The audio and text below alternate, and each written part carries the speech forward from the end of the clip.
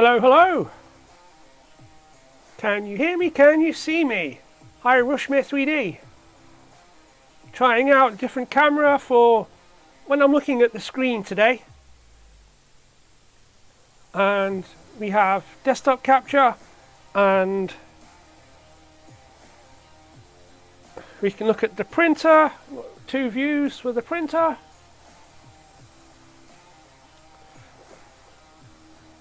Are you going to be nice, OBS blade?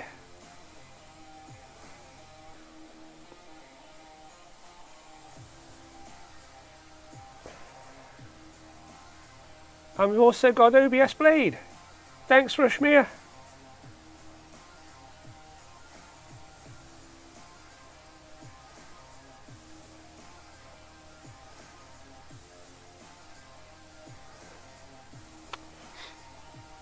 Oh, come on. I don't remember the password. Anyway, I'll manage without the OBS blade for the minute.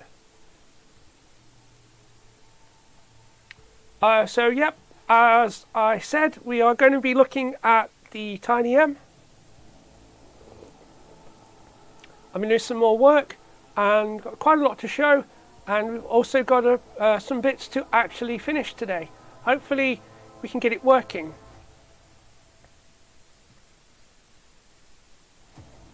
So let's turn on me in the corner. There we go. I will talk about the bed in a little bit, and it's okay. I did have to budge some parts of it, but it should be alright. Fingers crossed. But I couldn't get any locking nuts and wing nuts. Why didn't no local shops have anything smaller than M4? So we're still going to do it. It should be okay. But like I said, there's lots of other bits that I've done as well, and I'm going to be fitting the Revo 6. I had a heater, a Revo heater from my Chimera Revo, and the crimps was having some problems, so E3D replaced it. So I've just cut the crimps off and soldered wires onto it instead. So that was a spare, and we're going to fit that. And I'm going to take out the V6 that Dominic sent me because I was having some filament path problems. So yeah, and I'm just going to enjoy my coffee for a moment. Let's see if I can get this.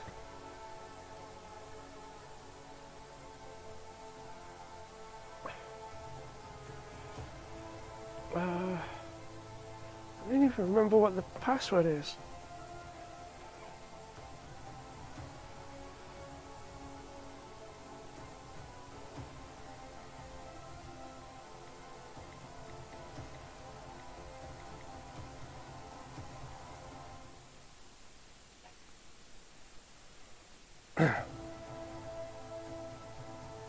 Getting there. Whoops, I've hidden the chat. So yes, Tiny M is a V0, but it's using 2020 and NEMA 17s. The bed is slightly bigger, 150 by 150 as well.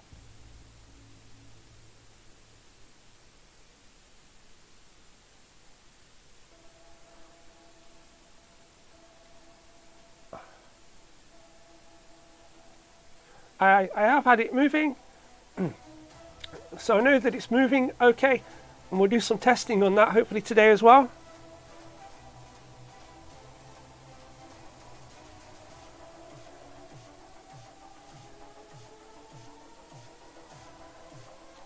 That looks like that's working okay.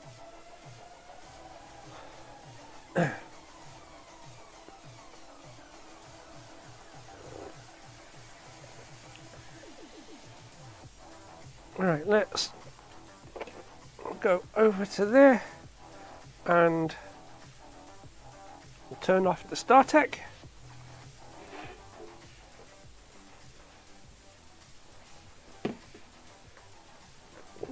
shit. Move my coffee. Okay, so this is what I've got so far. So since the last stream, I've put the skirts on. See, you're supposed to like put heat sinks in to join the black parts to the silver, but I just glued them together. And you've got this bit that goes in the middle. And then at the front,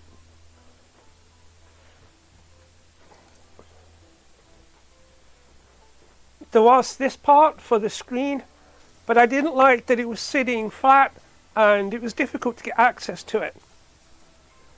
So I found one for the voron, which is mounted on the front, and temporarily it's just sitting there. I'm going to make a better mount, possibly one that will move it so that we can move it out of the way. I also extended the wires because they were too short. That was easy enough. I had some of the crimp connectors, the IDC connectors, so that was good.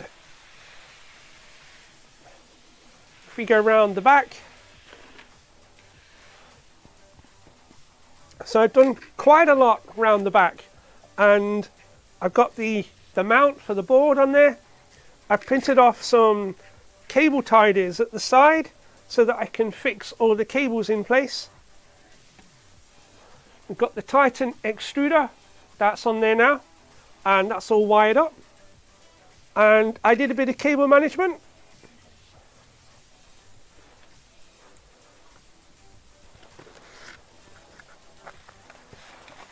Another thing, I removed the CB1 module, the Big Tree Tech CM4 clone, because it was just generally unstable. I look back at the video and there was parts where that just basically locked up the interface. So I bid on one on eBay and I managed to find an actual CB4, an original. So I've put that in now and it's a lot more stable. The system was running at like 10% and 90% when it was idle. I wasn't even doing anything and it was jumping around all over the place. And then on top of that, I couldn't get the Wi-Fi to work, so I was always using the Ethernet point.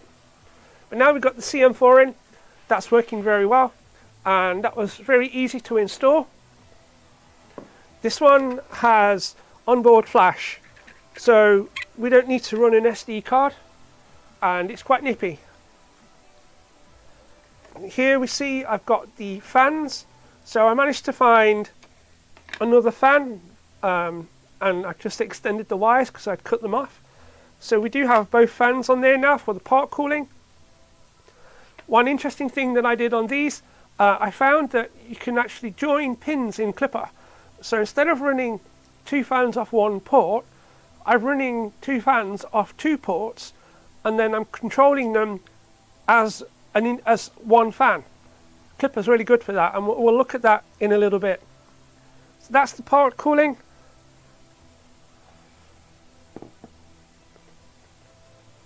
I also printed off this temporarily until I get a back cover, and I'm using a 4-pin Noctua fan, and this octopus board actually has 4-pin fan headers that actually work correctly, so it does pulse width and measures the speed.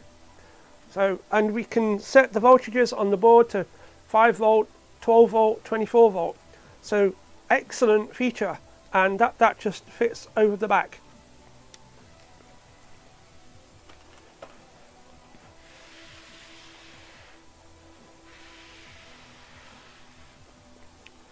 I also changed the heatsink cooler to this Noctua because the one that I was using just seemed to be very poor. It wasn't very strong. You'll see that I've started to take off the old Hotend, so we need to take that apart so that we can fit the Revo V6.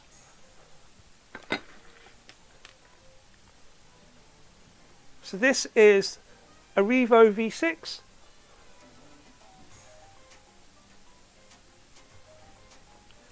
like I say, I already had the heater and nozzles, and I've just soldered on wires onto it instead of using the crimps. So it was intermittently cutting out, and it was just because of bad crimps. And it was one of the first Revos, and they'd had some quality issues. So E3D actually replaced that, and I had this one spare. So I just brought the V6 heatsink, and we can swap that over with the V6 that's already in here. So that's one of the jobs.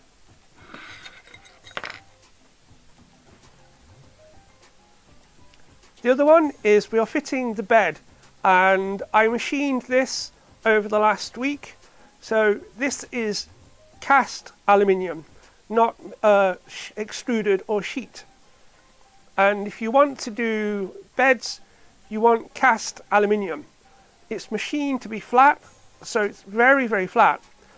But, and the part that I didn't realize, when you have extruded or rolled aluminium, it's not structurally stable. So the grains inside the structure is all over the place. And when you heat these up, they don't heat up uniformly. And apparently they don't like being heated and cooled all the time. And eventually it will start to do weird things. So this was my tester. It worked out okay. But we've now got the cast plate, and I made a mistake. I made the holes for the screws slightly too big. I designed the CAD to use a 2mm cutting bit, and I ended up using a 2.5, so it made all the holes a little bit too big. That meant I couldn't tap the holes with M3, so I had to go to 3.5 to salvage this. And I was lucky to find some screws that would actually work, because they're countersunk. If I used the wrong ones, they were sitting proud on the top. You also see that I've ground off the screws off the bottom because they were a little bit too long. I also had to sand the screws down, so I did a little bit of lapping, as you would say, and I'm happy that they are no longer sitting. I'm happy that they are sitting flush now. If I put the spring steel over, nothing catches. So that's the magnetic bed. So what we've got to do on this is fit the heater. I'm not using a mains heater, it's just a 24 volt. So we need to clean that bottom up, stick that on, and then we can mount it in the bed.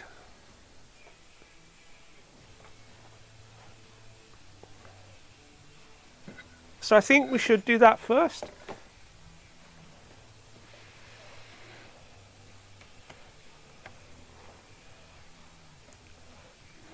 Let's get that out of the way.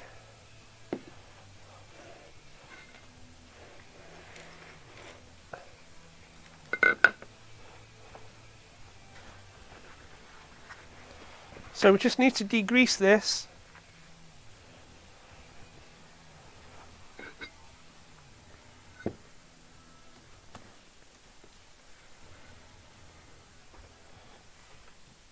So I have some IPA, and I also have actual degreaser that I use for the rails.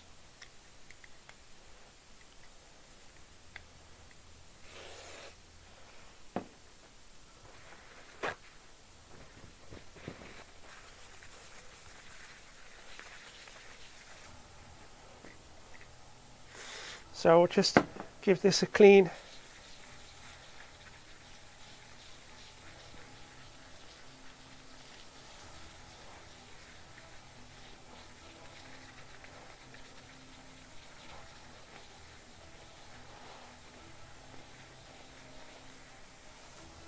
You can see that's taking quite a lot off, and you can't see anything I'm doing.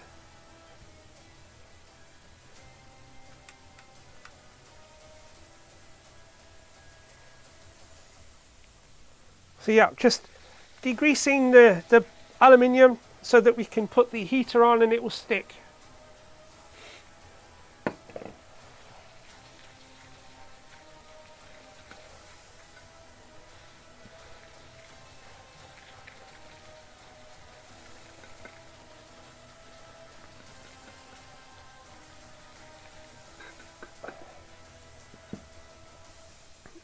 and I'm just going to give that a clean with some IPA.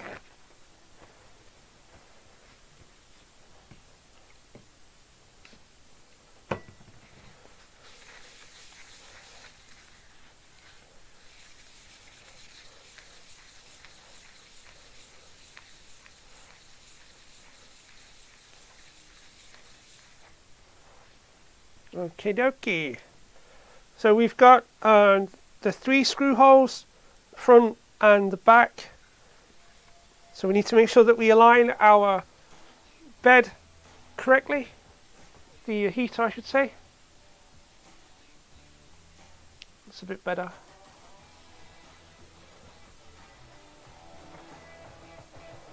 Let's get that up on the big screen so I can see that and I can see the chat.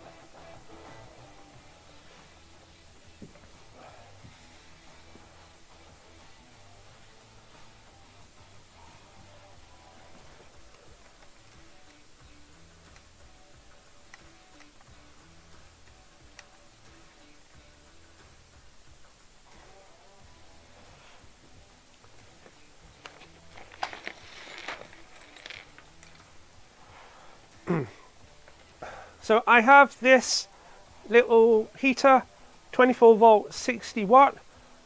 This is everything that I'm doing on this was done on a budget as cheap as possible with the intent to upgrade later. So that's why I bought this cheap bed. It's very cheap. And that needs to go in the middle, like that.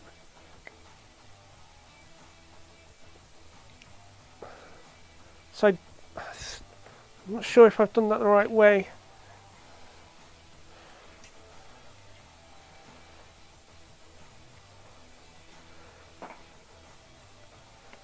So it needs to go that way. Is that okay? So yeah, so what I've done is I made a little hole and tapped it for the fuse. And the cables are going out the back.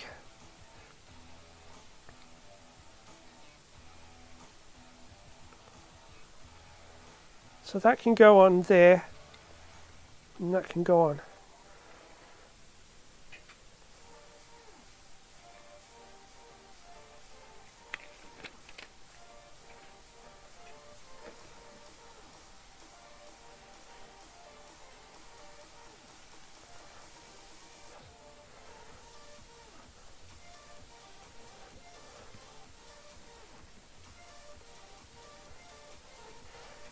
So when I watched the Nero video, he put some other stuff around that to support the cables as well. But I don't have any at this moment.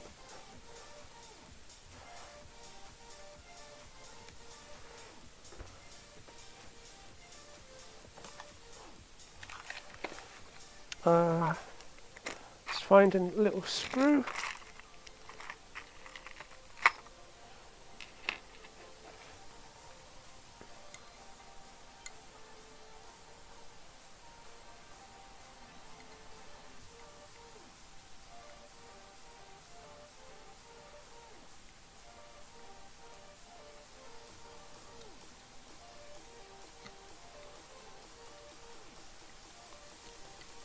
Come on.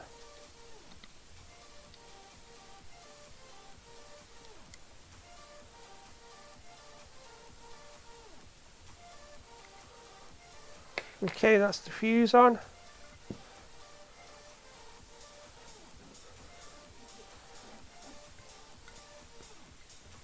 So the cables are going out the back.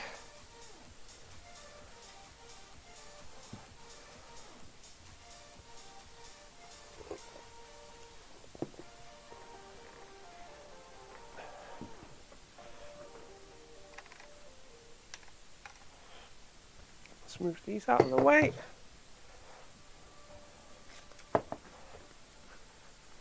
Move everything else out of the way. Move that out of the way.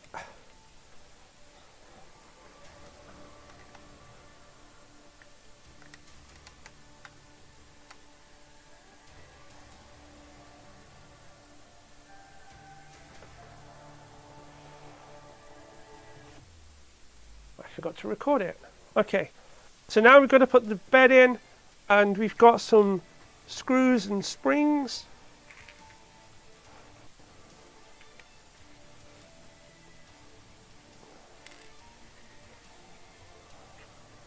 So I've got a couple of problems with this. You're supposed to put locking nuts underneath, but you can see the long screws that I've got don't have threads all the way down, so I can't actually do that. And then I don't have any wing nuts either, unfortunately. So let's get this cable fed through the back.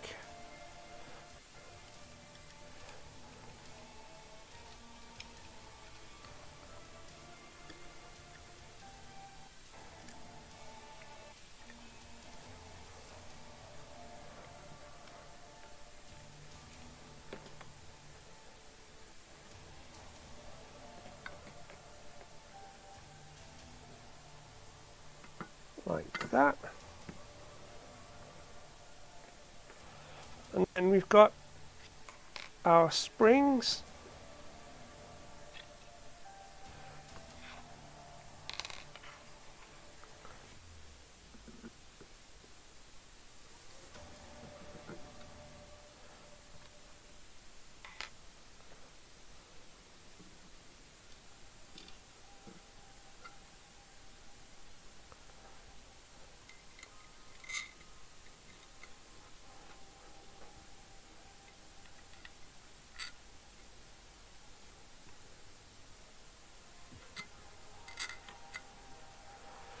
And you'll also see that I recessed the screws so that nothing sticks up. Hi Adam. It's because there's too much going on. I'm paying attention to what I'm doing, I'm paying attention to what I'm saying, I'm trying to look at the screens and make sure I don't miss chat. So you tend to fumble everything.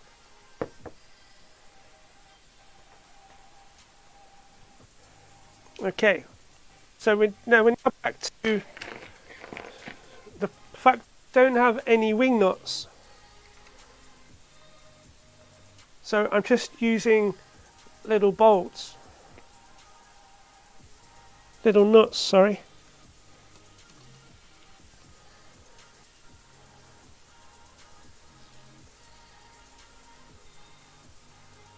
No, I'm going to change that. I'm not going to be able to twist it.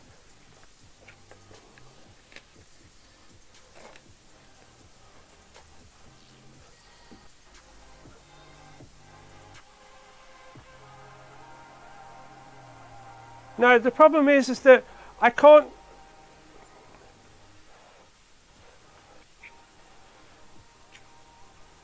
The problem is this. The long bolts that I've got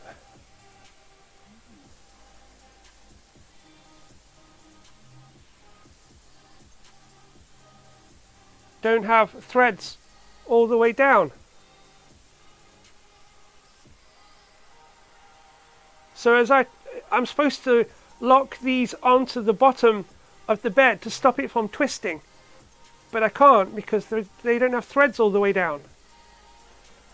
So as you put those in, you put the locking nut underneath there so that when you tighten up from the bottom, it's not spinning around in the top.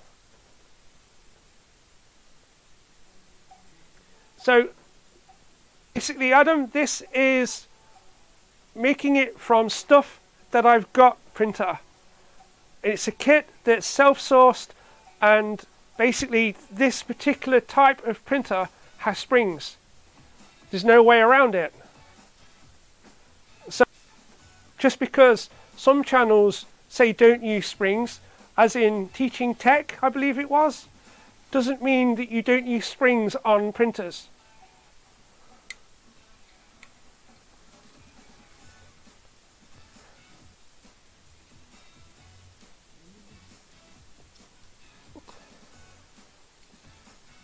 I'm not taking springs off all of my printers. just as somebody said on a video.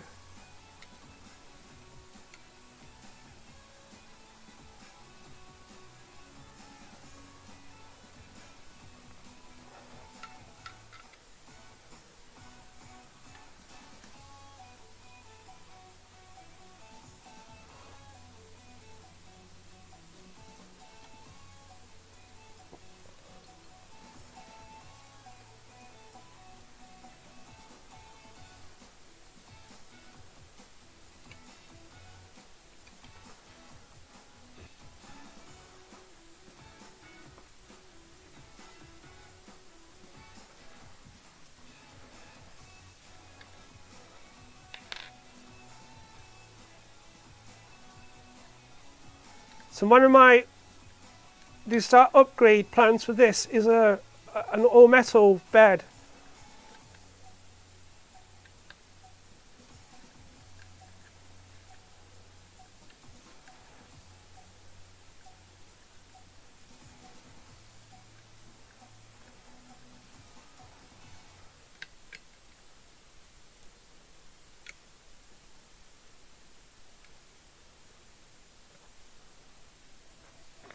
So can I, yeah, so it's a bit rubbish, but I can tighten that up.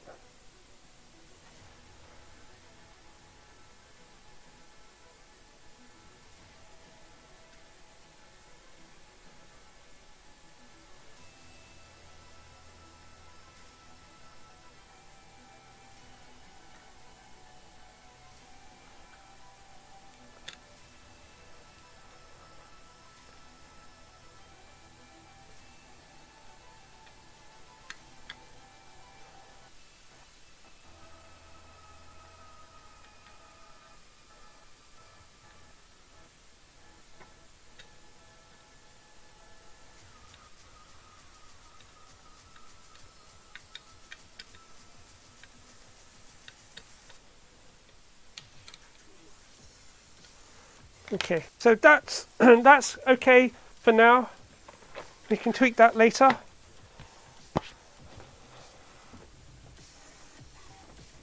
So you're making a Voron 7 from a Prusa clone.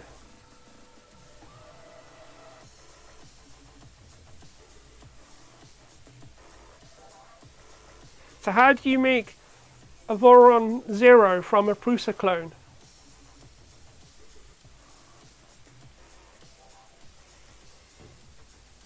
Because this is basically a Voron 0 with 2020 and NEMA 17. So you can't put the motors on from a Prusa. It doesn't have any extrusions. The bed is too big. So what do you use from a Prusa in a Voron 0 Prusa build? So that's my magnetic bed. It snaps on nicely, which is good. Okay, that's the bed installed. You can deal with the wiring in a bit. I'm not doing full cable management. We're just getting things working. So now we can carry on working on the Hotend.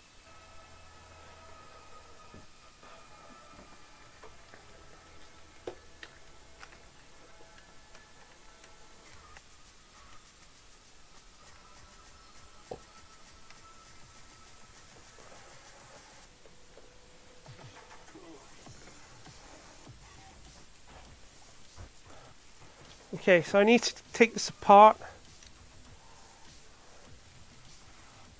That's way too bright.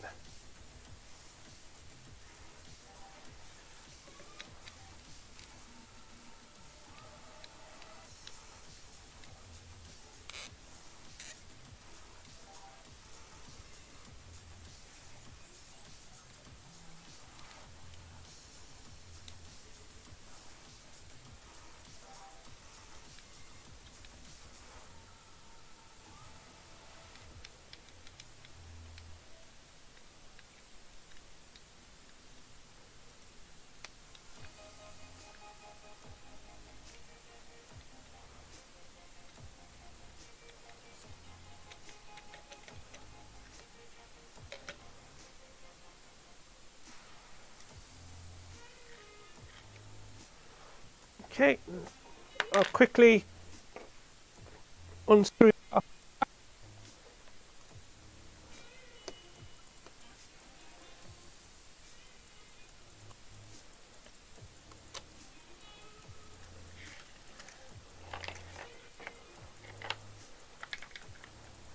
Okay, so that's the V6 out from Dom.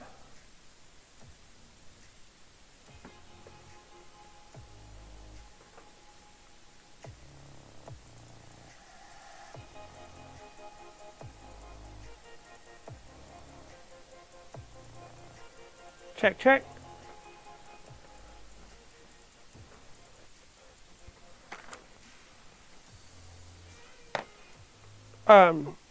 Why don't you just build a tiny M?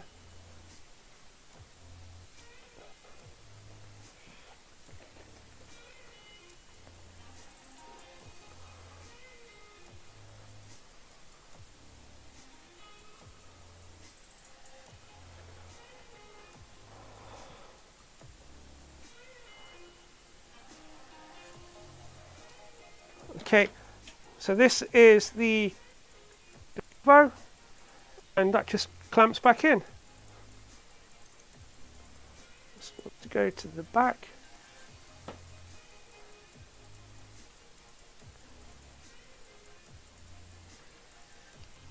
Take that out.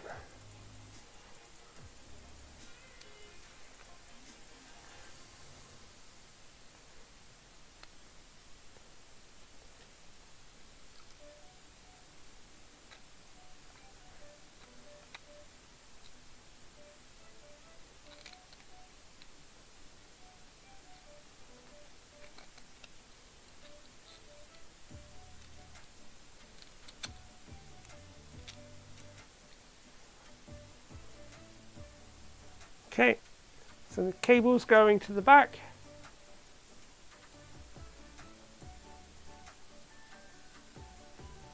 Okay, if you have the 1515, then obviously that makes sense to build the V0. I didn't have 1515, I had 2020, which is why I'm building the Tiny M.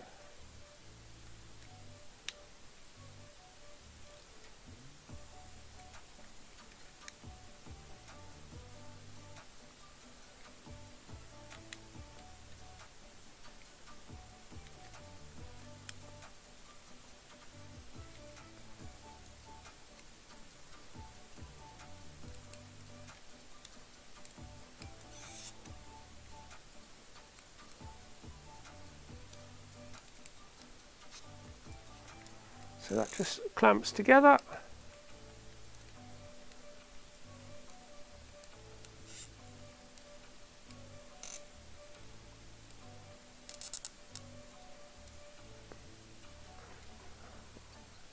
Like that.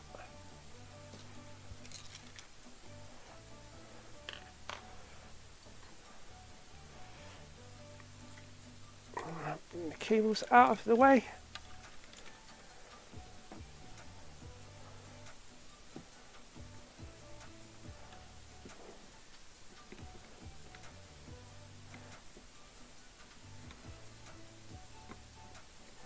That goes on there, and that's just over there.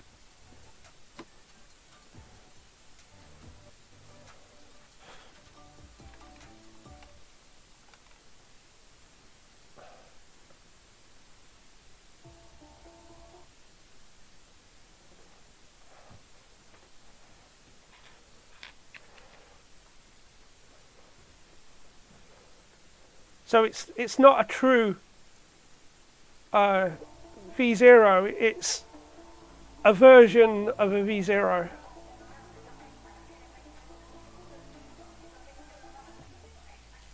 It's what all silicon on the Hotend.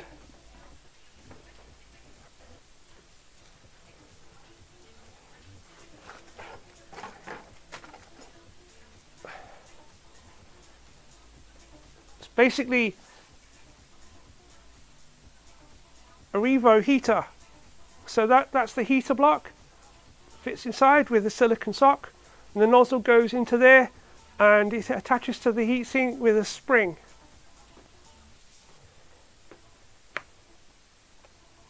compared to the V6 where you have the heater block on the bottom.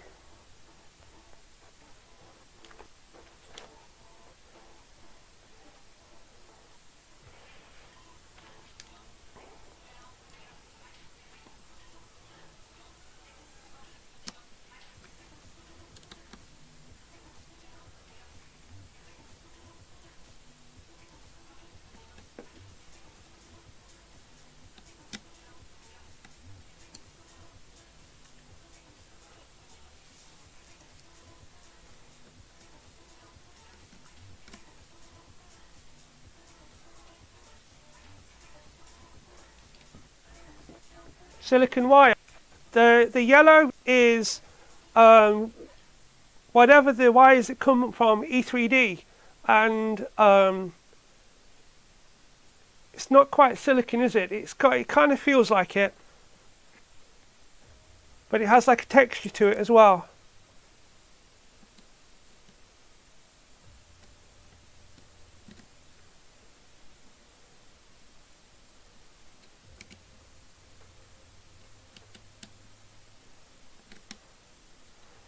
Okay, that's that.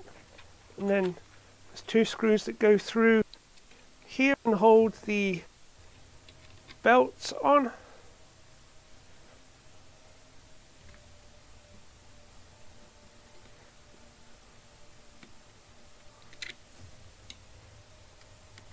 I'm not a fan of belts fit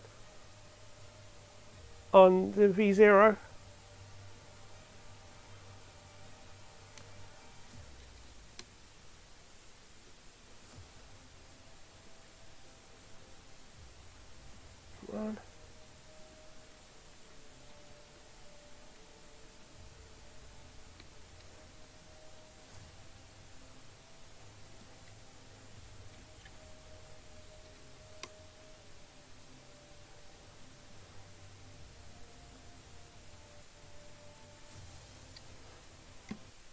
On.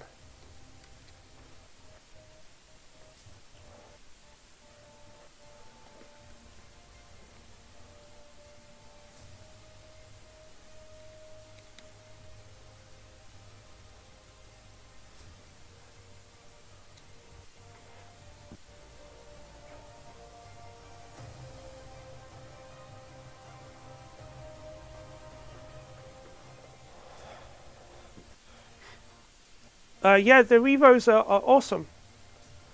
I'm running a lot of them at the minute.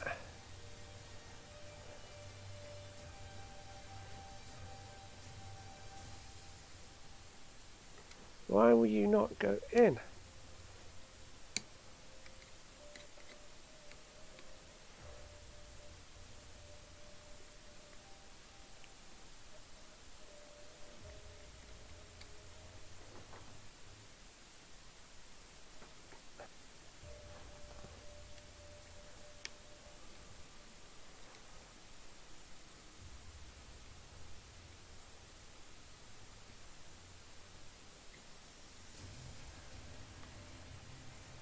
There we go.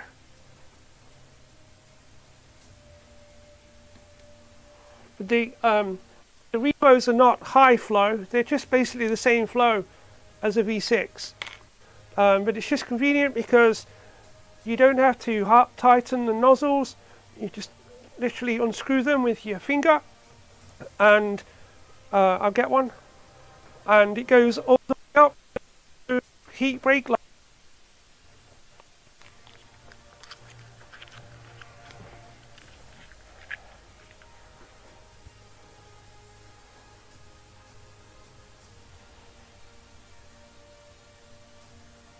Okay, so that's basically the nozzle, that's the part that goes around the heater, that screws up into the heatsink, and it's all one single piece.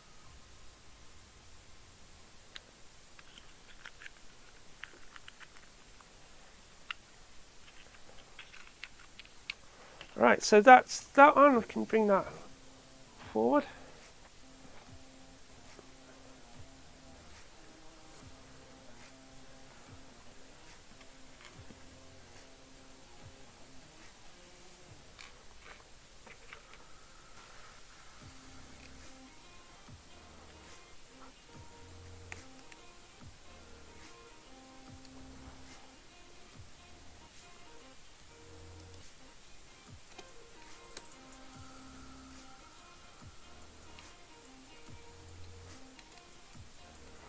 Okay.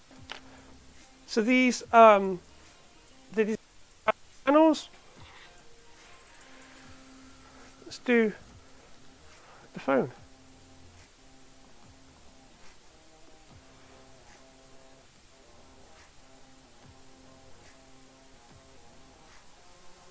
There we go. So you can see that the design has got channels for the cables to go in along the side. It's quite clever. And that's the same with the fans as well. So the wires from the hot end have to go in these channels on the side. It looks very neat and tidy, but it's a bit of a pain to do. I want to go back to temp.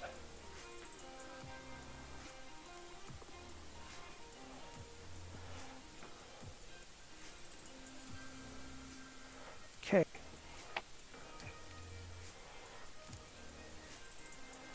So now we've got to put these on.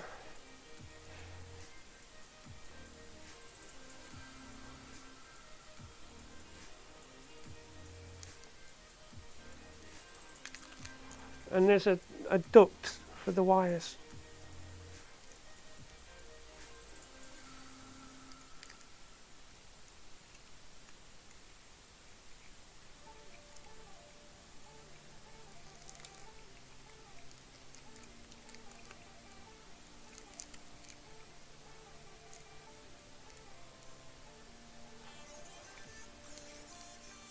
I just put some tape on to help with that. And then we are going to run one of the Revo wires up. I need to turn this around.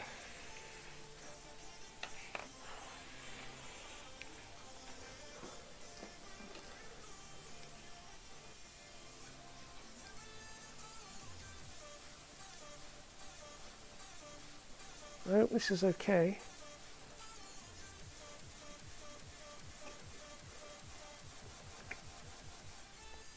Yeah, let's play.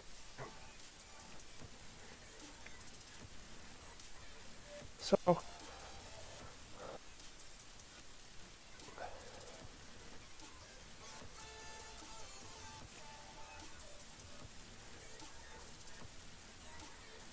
it goes like that. You don't see any loose wires flapping around.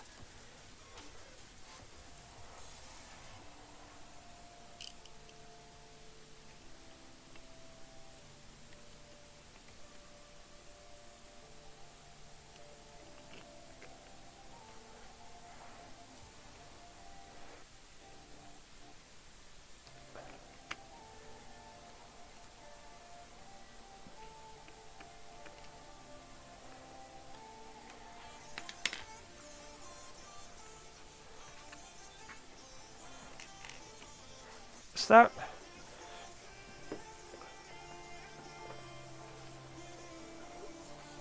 The advantage pickle is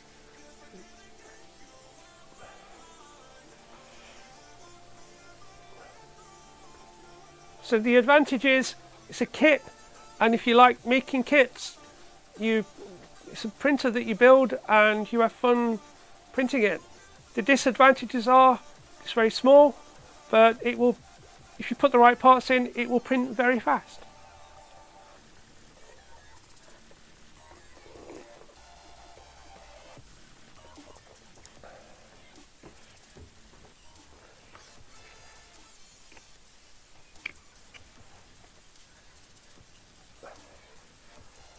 Okay. So that just goes in like that, and then you can put those in to hold those in place. Just get that wire.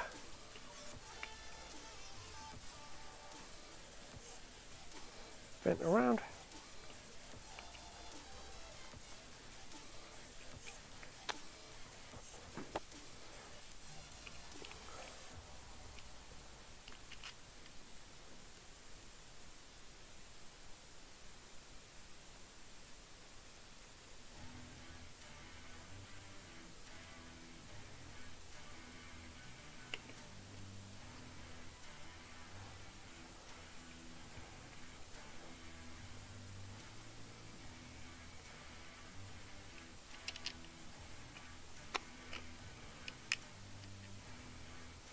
It's not sitting on very well.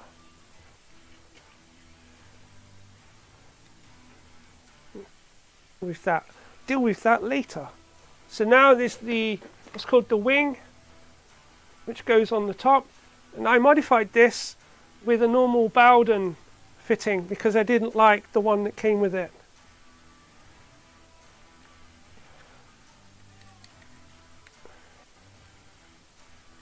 And we just screw that in.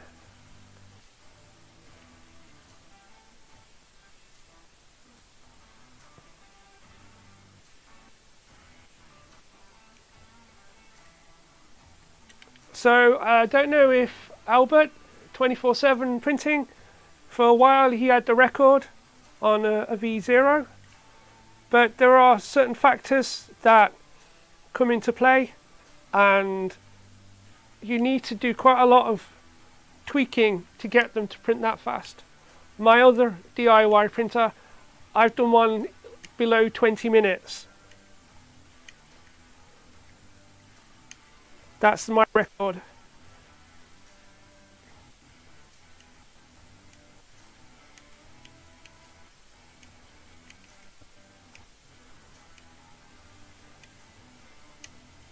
But because they're so small and rigid, you can print fast with them.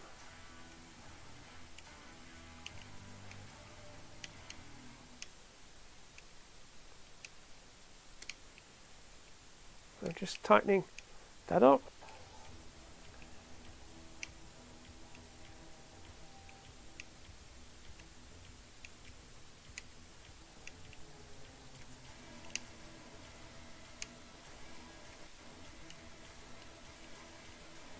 Takes a while.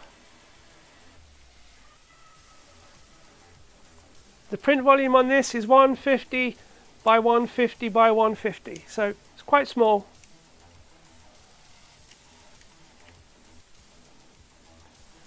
I have other printers for big printing.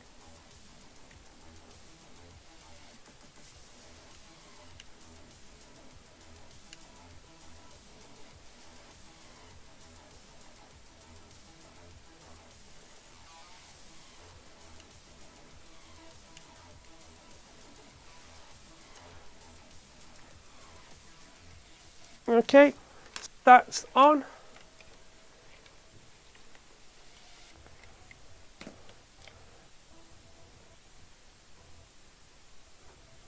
See you, Tristan.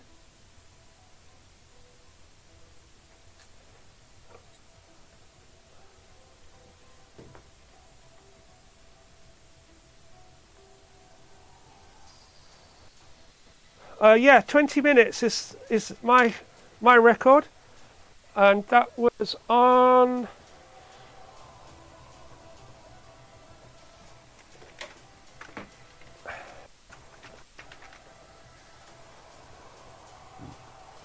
So this is one of my other DIY printers, and this is basically a rat rig.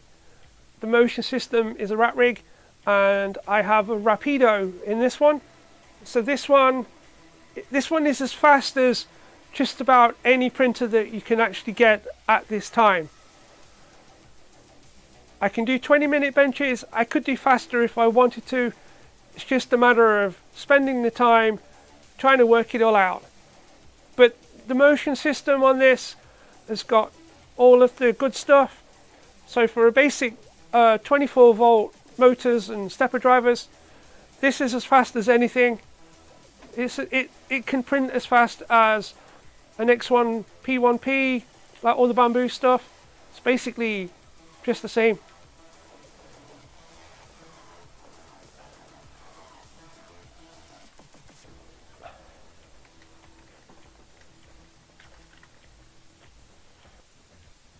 So the Tiny M hasn't got anything fancy. The motors that are in it are old motors that came out of an old Trunksy printer, so they're just very stock. And the drivers that are in it are out of my Anycubic Chiron, so again, very stock drivers. And we don't have a high flow hot end, so this one isn't set up to print super fast, but it would only need things changing to do that. So if I wanted to, I could do that in time.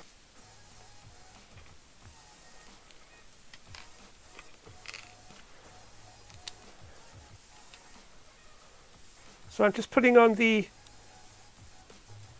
thing on the back for the wires.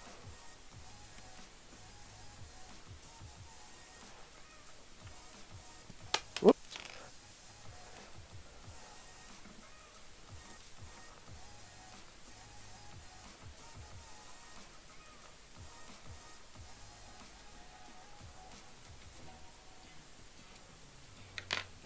Okay.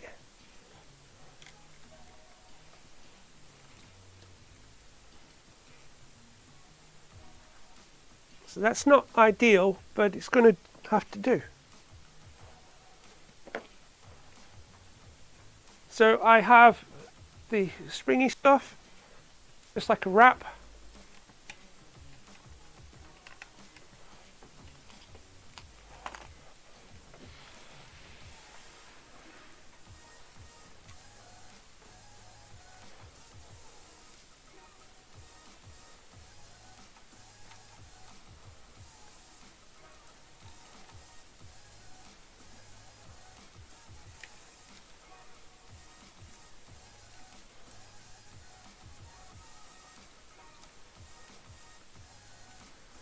And I'm just going to bundle these wires up.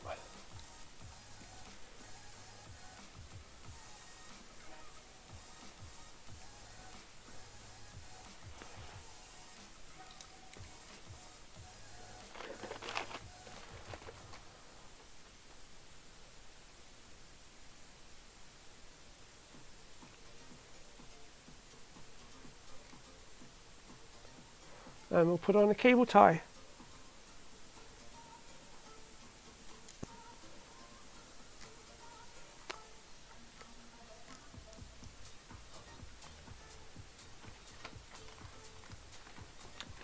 That's not very good. I need to put something else around that.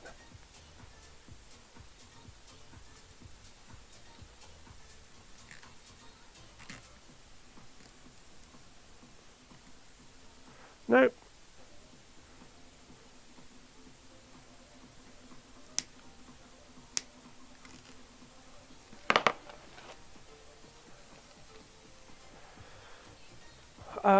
So I'm just going to put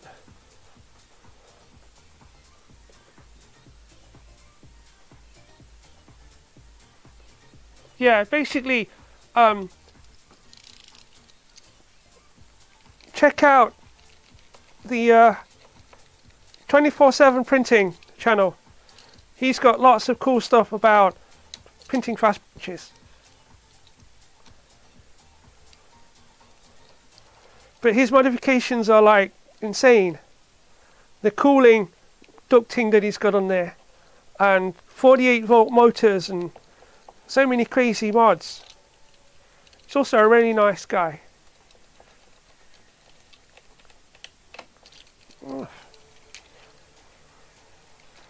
So I'm just going to put some of this nylon on the bottom. It should help it grip it.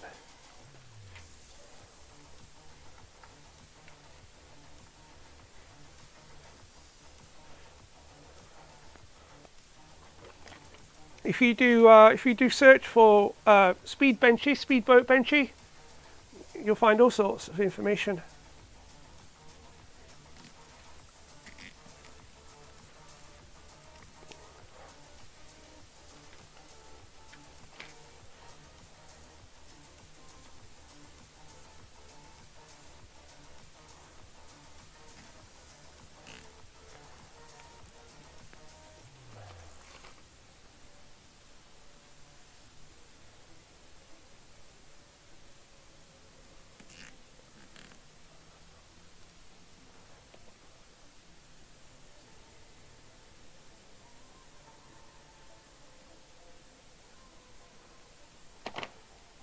Okay, that's not moving,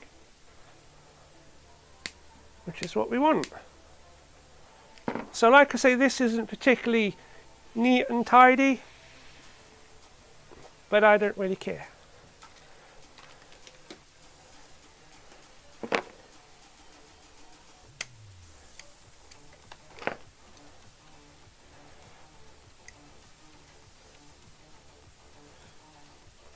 That's the old one. That's that one. So I'll just carry on with this wire wrap.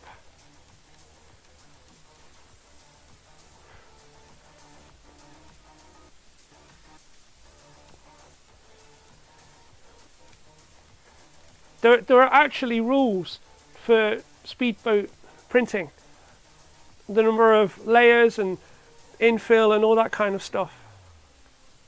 They take it very seriously.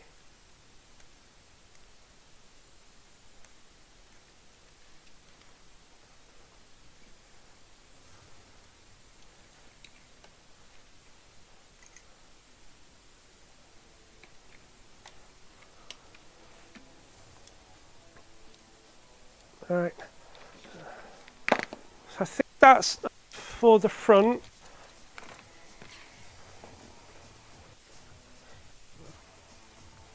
Grab a bridge. So yeah. So it's very interesting. But a simple thing like speedboat benchy printing did so much for the hobby, and brought the printers really like out of the Stone Age.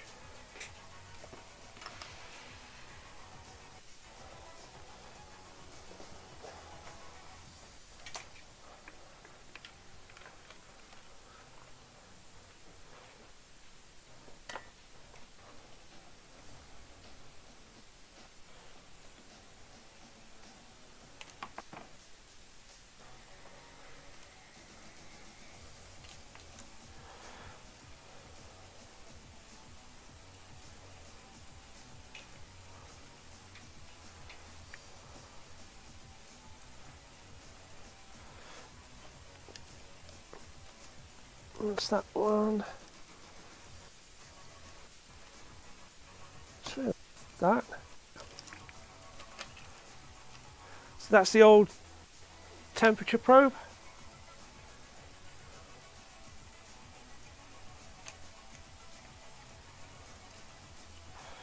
Got another piece of this wrap stuff.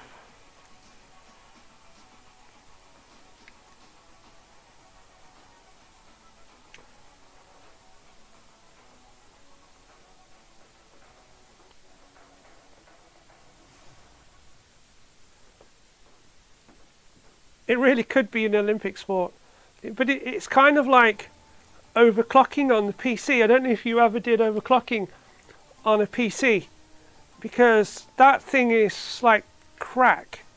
I used to do it. I had refrigeration cooling and dry ice and ice pots, and I would spend time in the garage in the cold with dry ice and acetone, and like, oh, just to get a few extra points.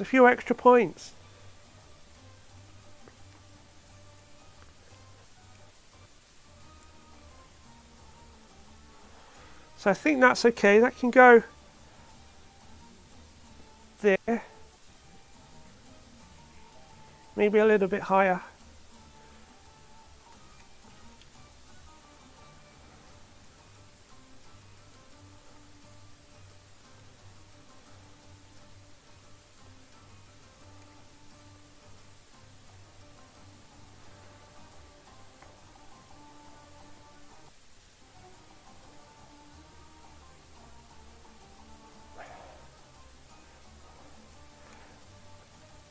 I did actually have a 3D Mark world record at one point.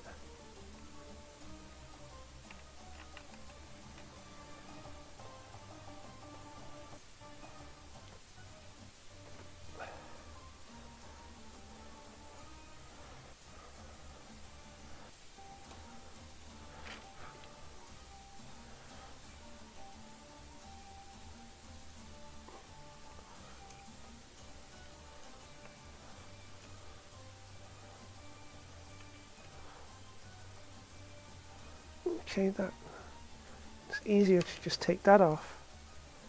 Get the cables running down the back.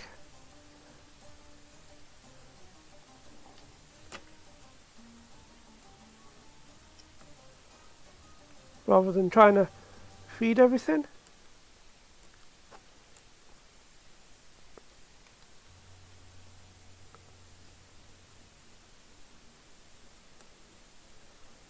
Come on. There we go.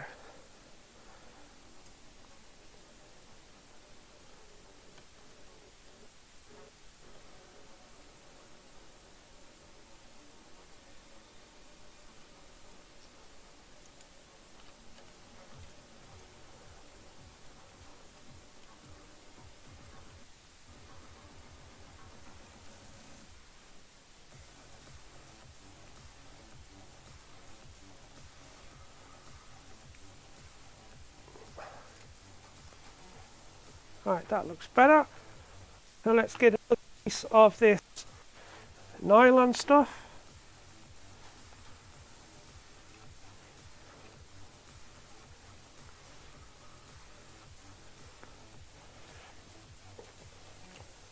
So I never had a net, but I had the Trunkses, which were like very much a DIY kit, and they were cheap as chips, but they were okay.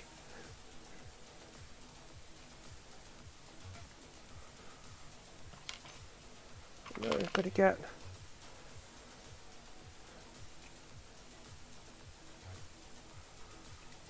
I think everybody should build a complete printer kit. I'm not talking about an ender where you assemble you assemble the top bit to the bottom bit. I mean like an actual complete kit, start to finish, because you learn so much about the printers. Now I'm trying to do stuff so I'm not in the way.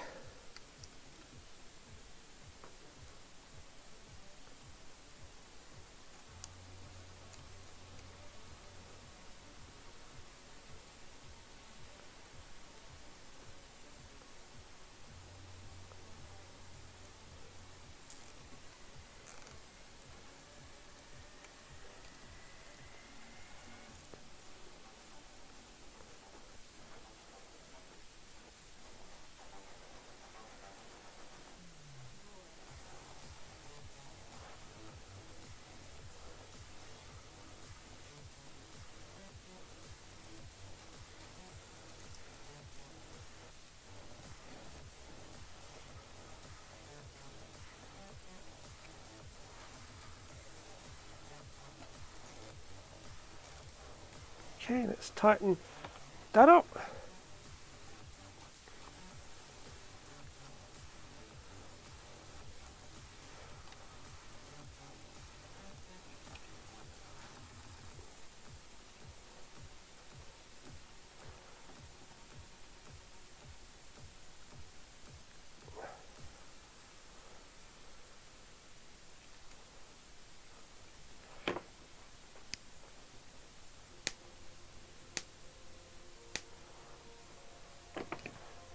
Okay, that's not going anywhere.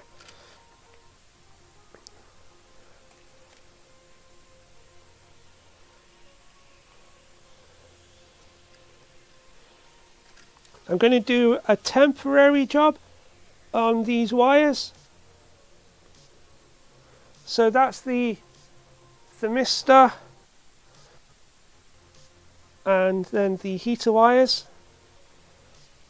Oops, broke the antenna off.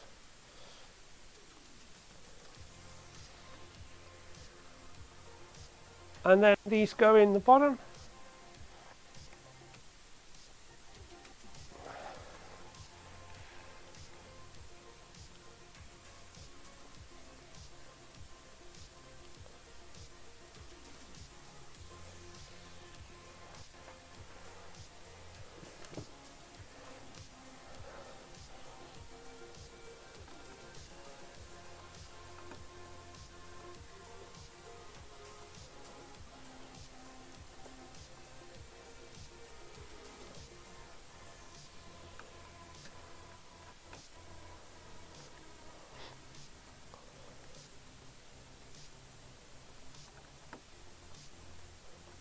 Those fells are a bit too big.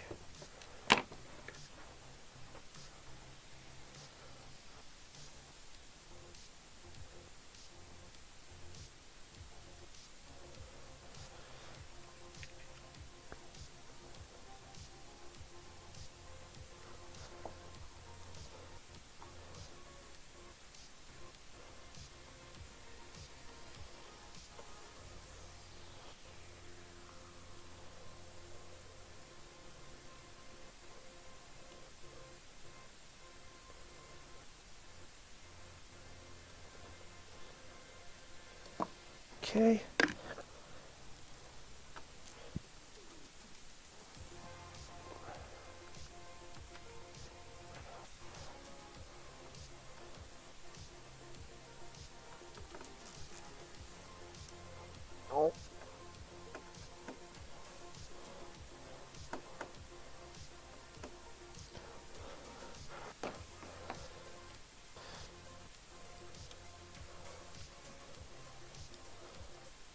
All of those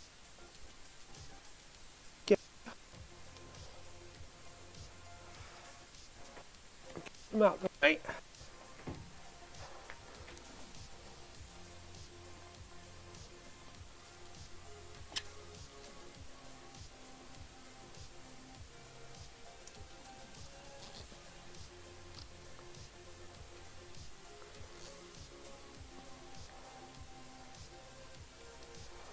So what I'll do eventually is cut all of these down and crimp them. Same with all of the step motor wires so that everything is tidy. But that's boring stuff.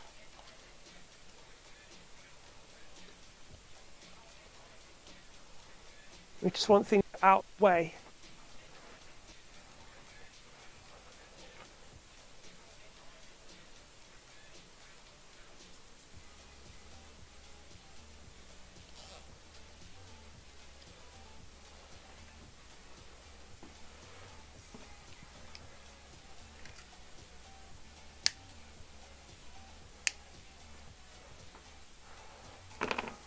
Okay, then we've got the wires from the bed.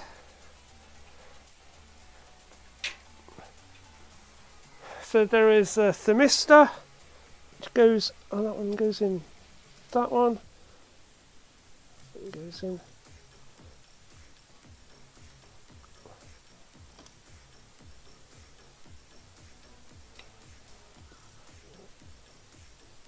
Yeah, that goes in the first one. That's it. So the first one on this mounter board is the heated bed, and the second one is the Hotend.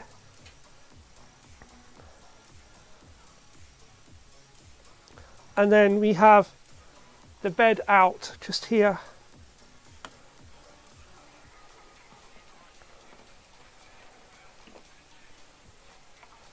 You've got crimps on there.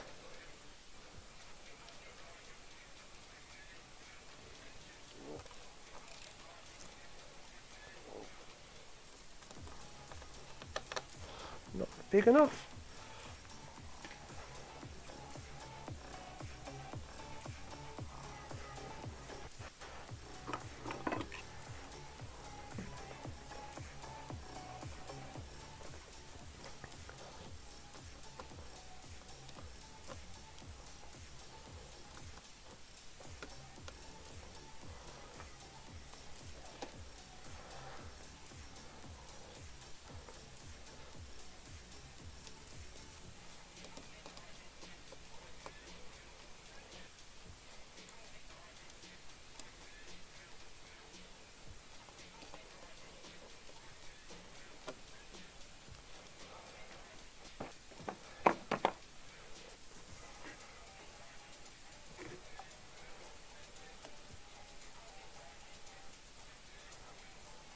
So I haven't got a cable chain on the bed just yet, so we're not going to be doing a lot of printing today.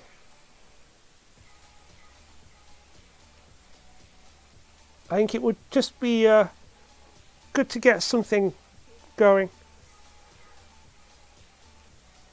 I need to find an antenna for that as well, because I don't like that just flopping around.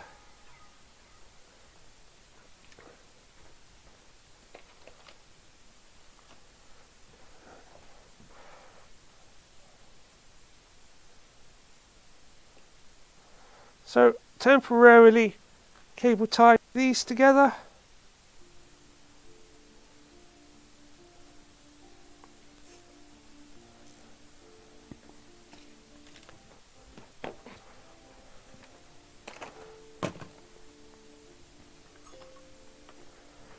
So that's our bed connected up, and our Hotend wired up with the new Revo 6.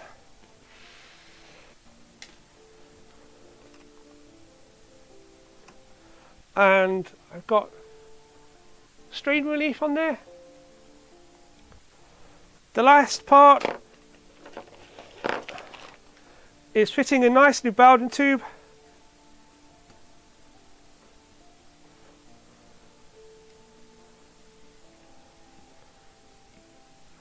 There we go.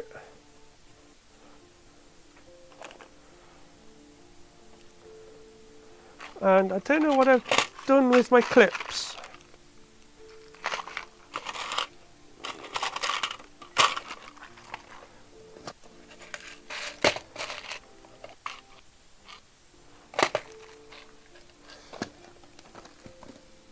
That could be in there.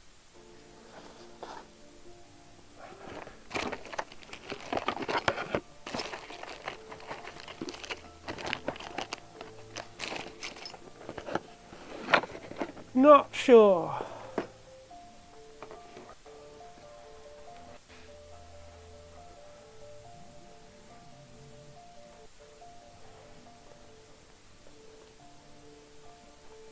I think that is enough.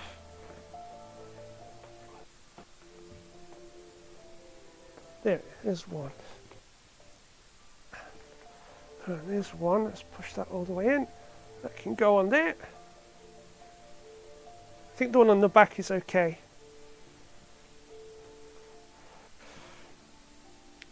So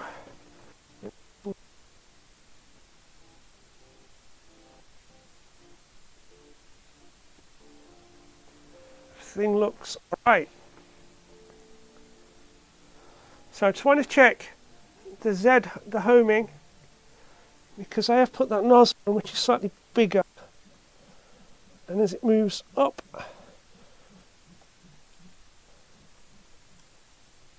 that's okay. So if we quickly zoom in on that,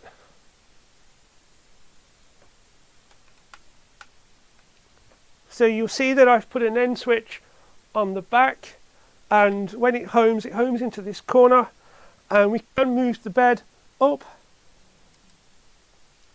past the nozzle. So that's okay. And when we bring the bed up to the nozzle, we are not engaging the micro switch, so it's not going to stop it. It's good.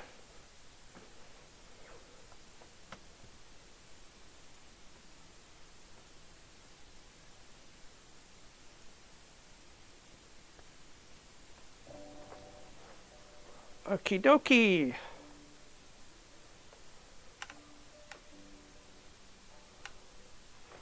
So let's get this switched on and make sure that everything is okay. We're going to have to reprogram Clipper with the new thermistor, and add the bed probe as well before we can use those.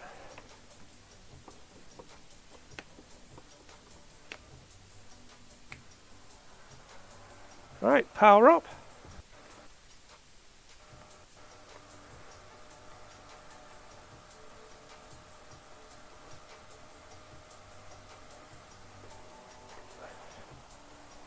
Nothing is smoking.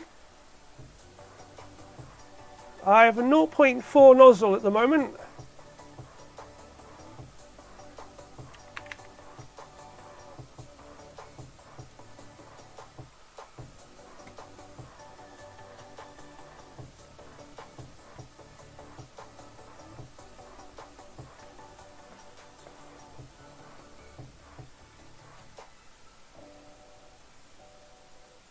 So let's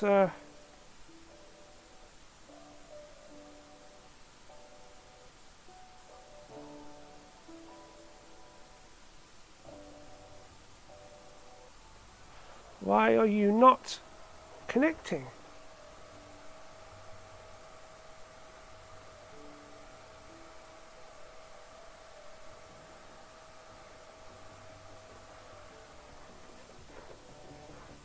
Yes, 0.4.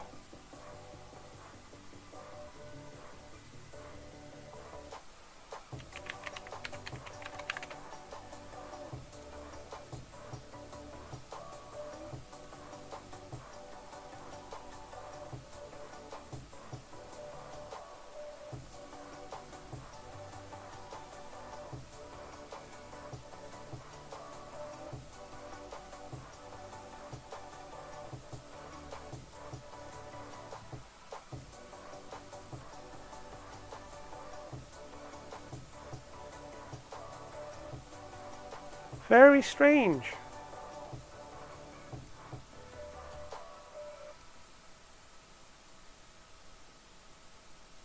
Have I damaged my antenna? So Clipper is running because the screen's working.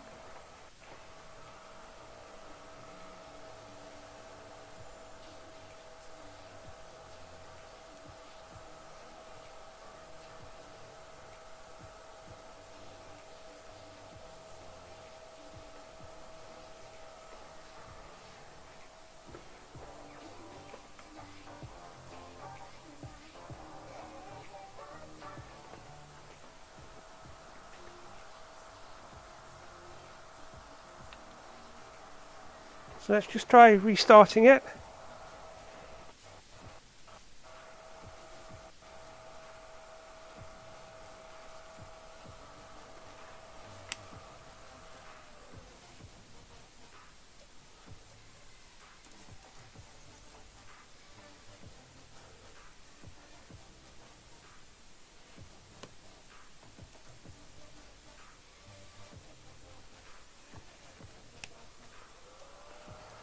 And we'll get the Ethernet cable just in case.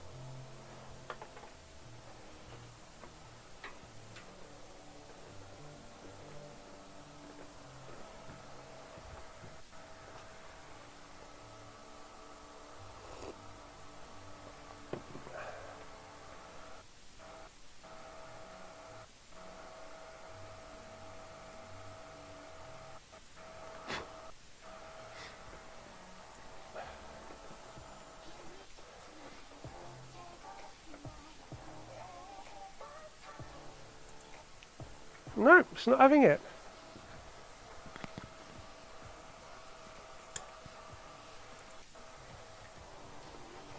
Should be connecting on a fixed IP address.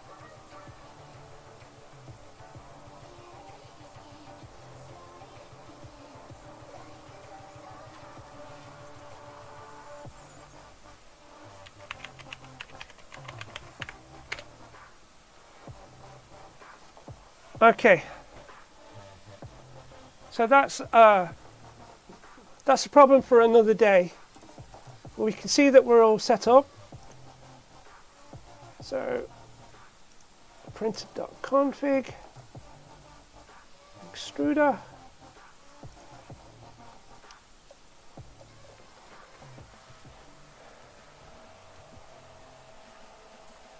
(104) in T-4.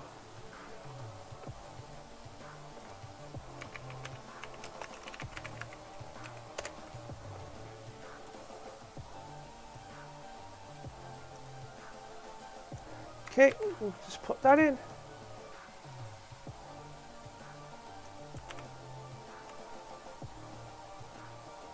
Save and restart.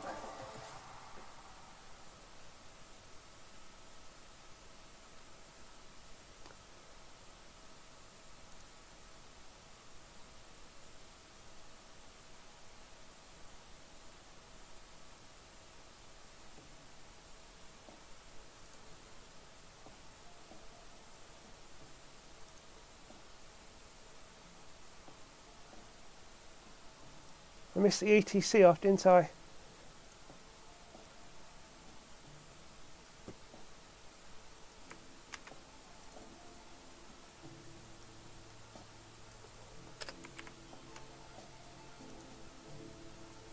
Yeah, it was, wasn't it?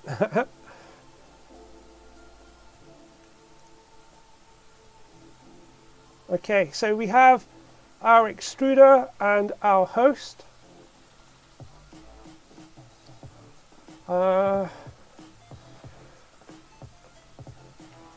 We want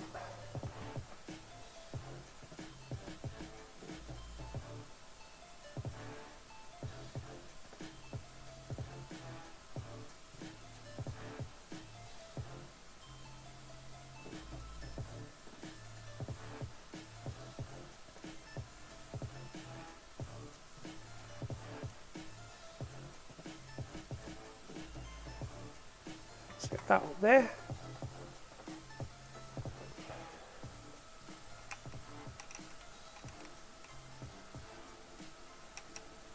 Okay. Yeah, I know I need to pid, and I've also got to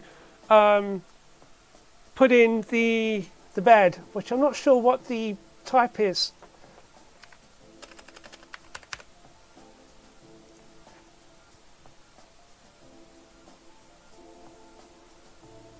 Let's just go back to that so I don't show any passwords.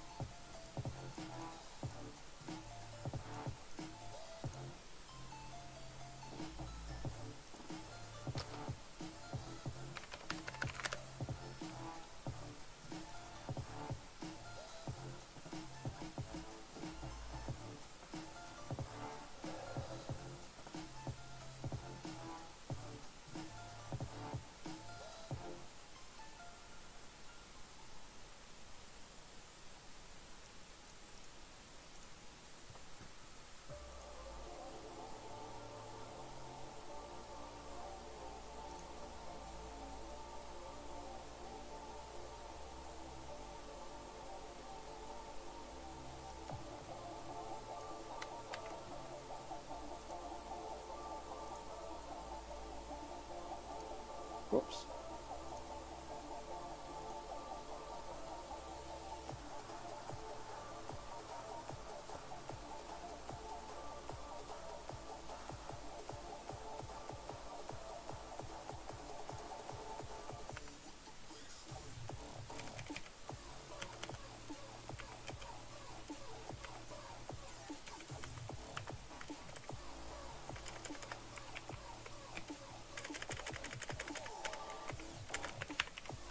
So, heat pin, control, pid, min and max.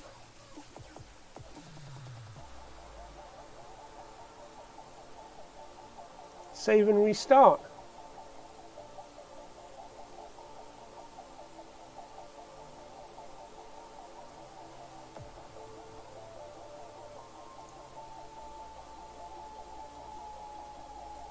Didn't like my thing.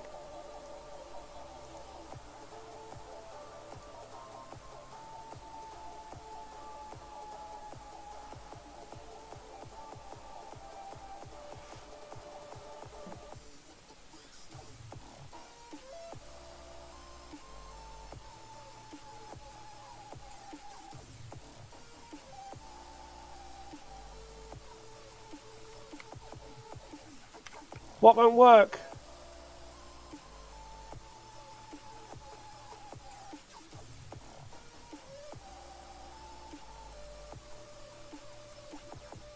The sensor won't work.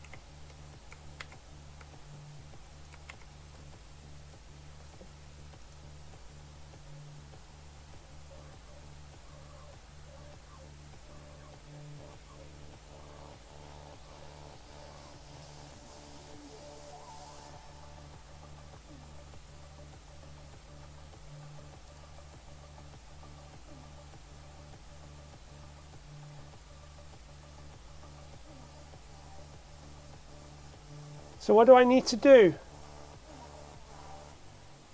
Just generic.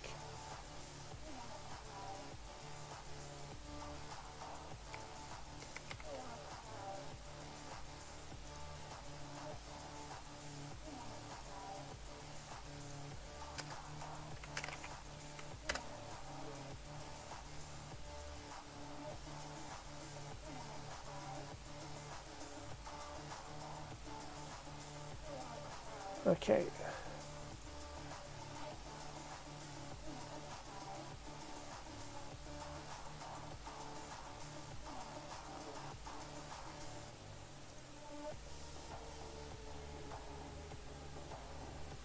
I should have that on here. So yeah, that's gone past that now.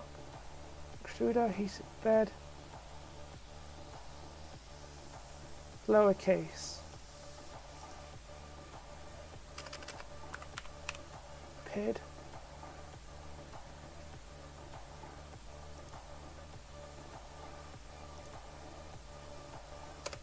And then do I need to put in actual PID values?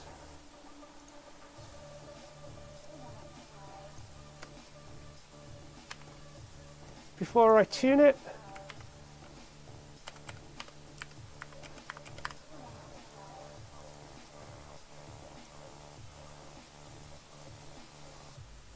Yeah. Okay, so we now have extruder temperature and bed temperature. So let's make sure that it still hones.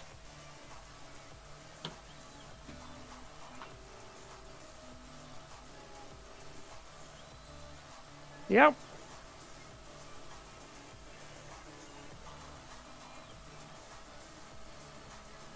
Okay, fantastic.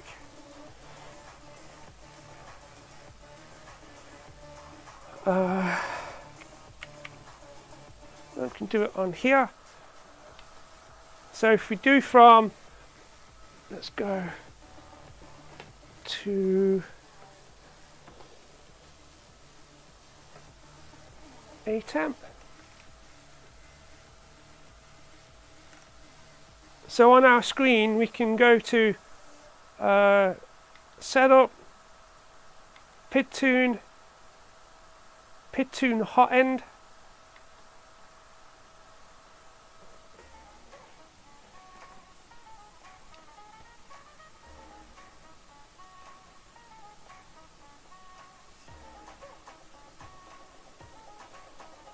And we'll see the temperature start going up now.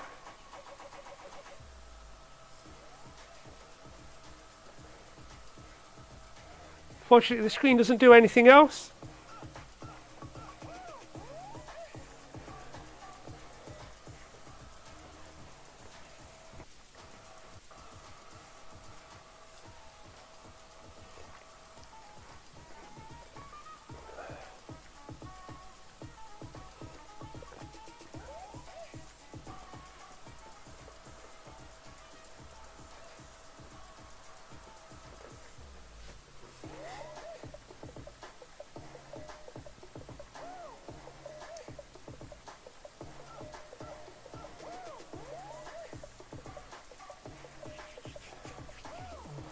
So yeah, I'm a bit cautious about using this bed for the first time. It's just a cheap bed heater. No idea what it's going to do. But we do have the fuse in there, so I love how fast the Revos heat up.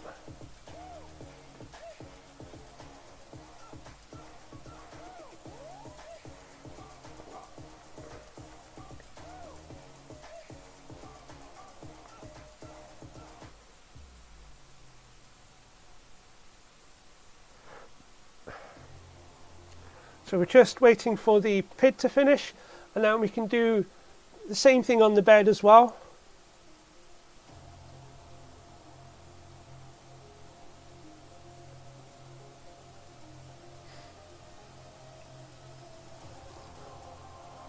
That's good.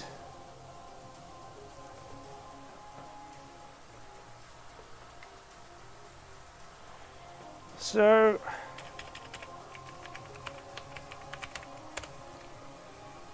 we'll save that.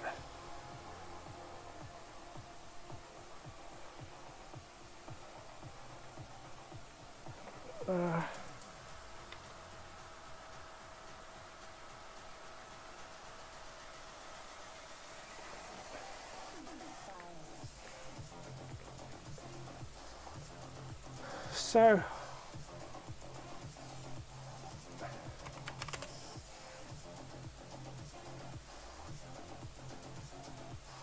hit calibrate heater equals.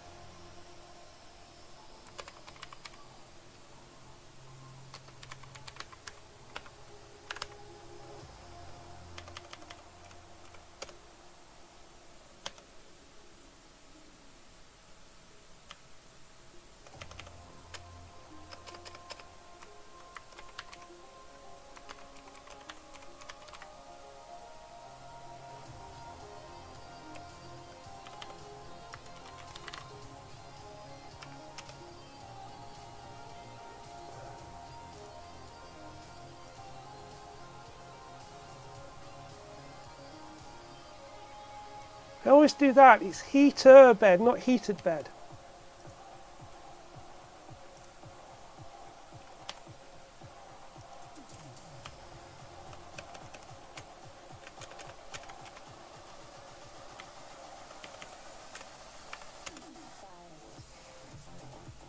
There we go.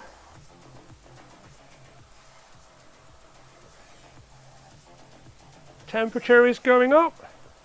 Let's have a look round the back. Everything looks okay. Cables aren't getting hot.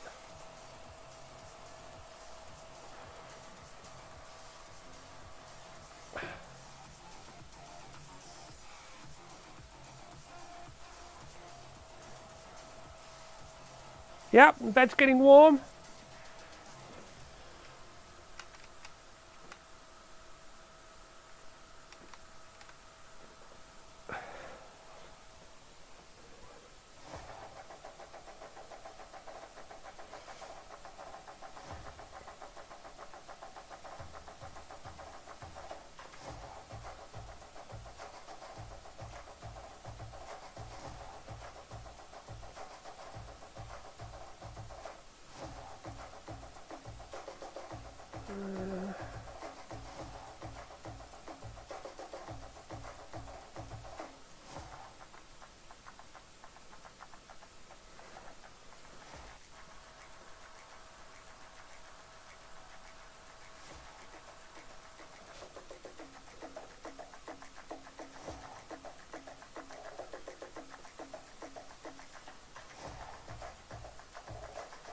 So the top of that bed doesn't feel very hot.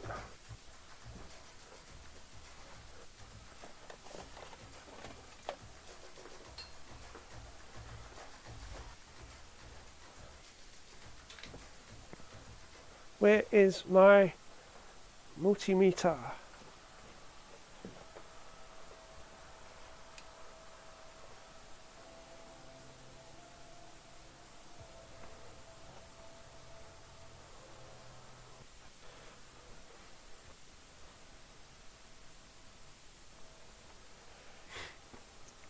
Come on.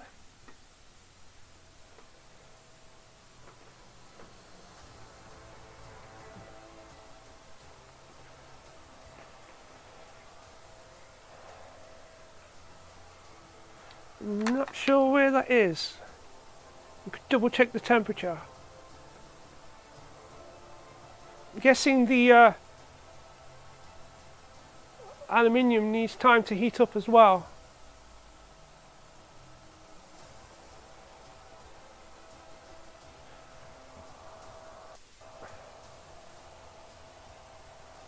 Doesn't feel hot enough.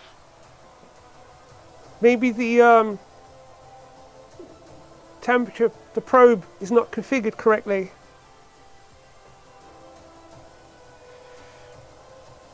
I'll deal with that another time.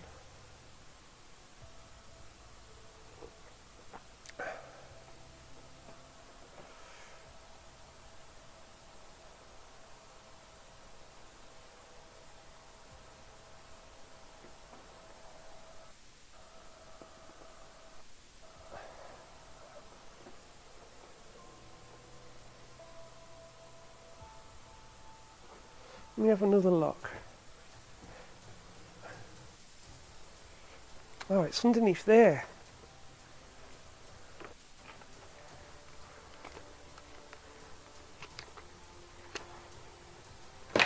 All right.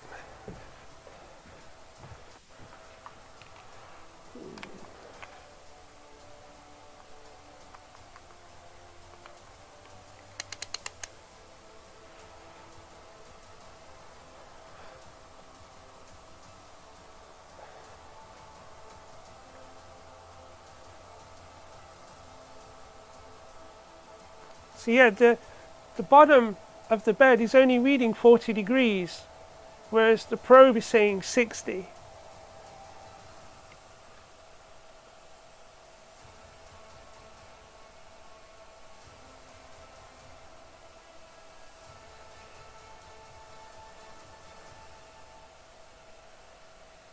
And the top is only like 30.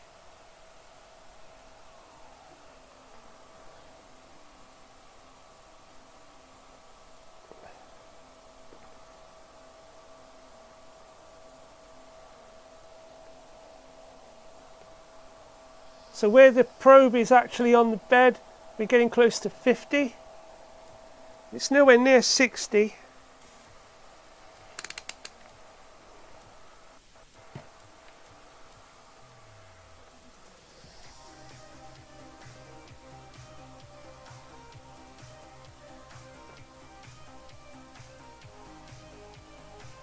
Yeah. So it might be better to get a different thermistor and actually attach it to the bed directly instead of using the one that's on the heater pad. Or just getting a proper heater pad and not using this set like £10 one.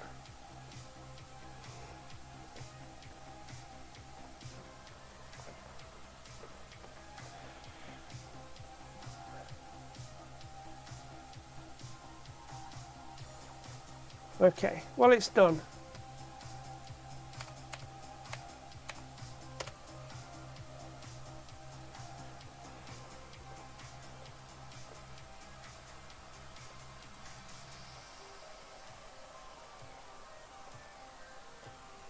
So my cheap ass heater is just not good enough for my fancy bed basically.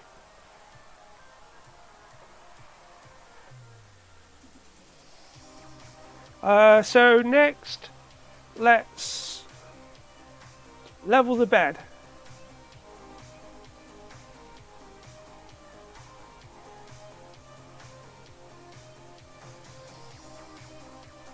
I will.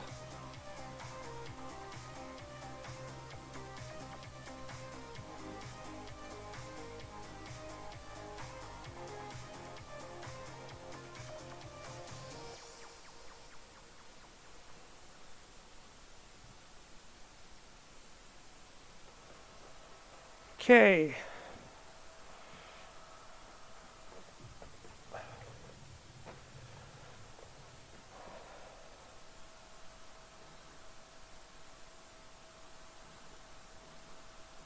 So I did set an offset on the nozzle.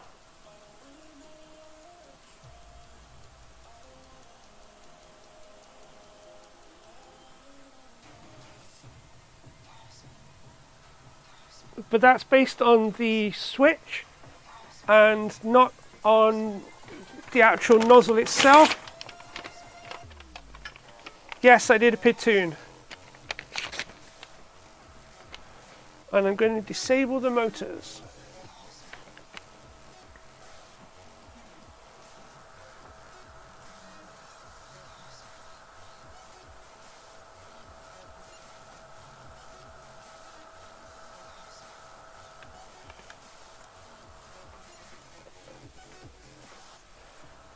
So I don't care what the actual thing is, I just want it to be level.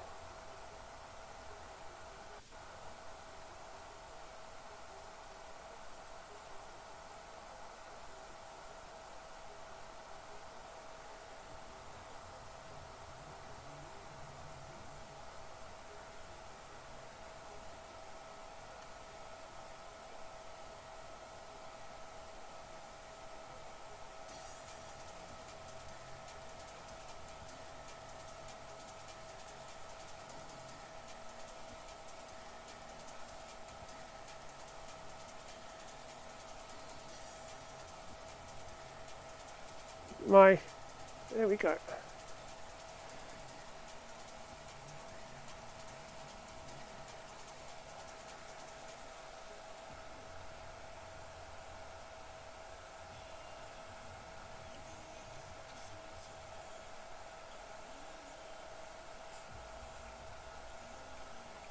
Eventually I'll program in the screws so that it does all this for me.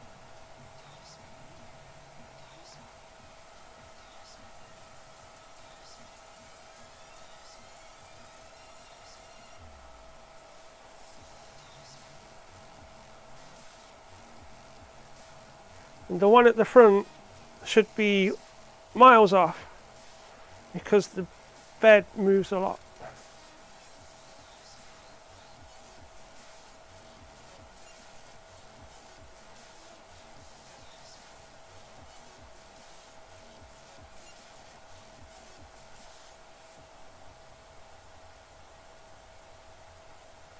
Okay. Let's go back.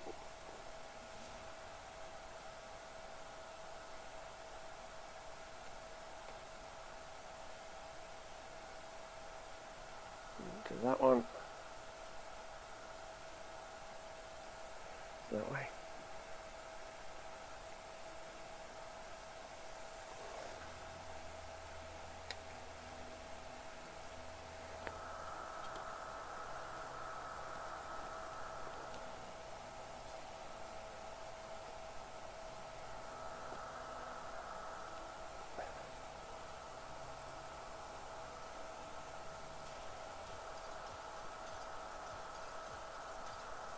Which way am I doing it? I think I'm doing it wrong.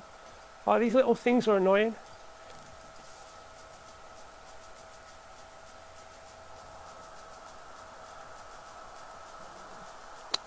Bugger.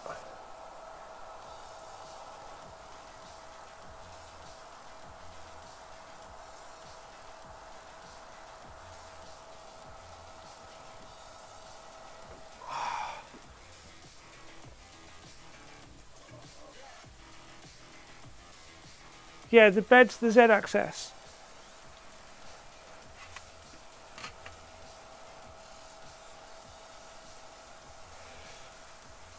Oh, this is why I needed the nuts underneath. Because this bloody thing's turning.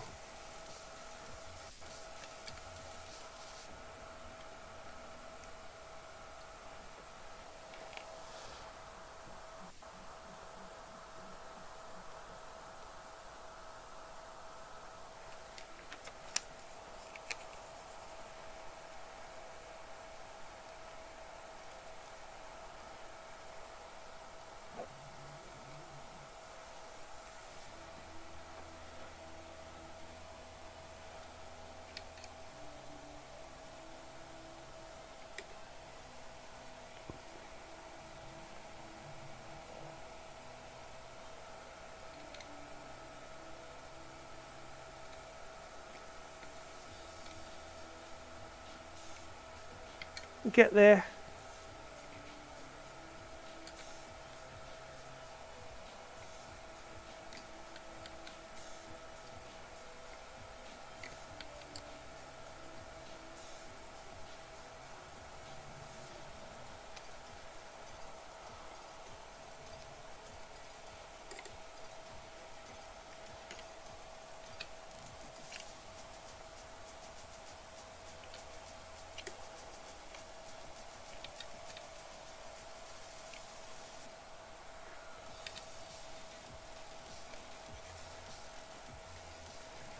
front one more time.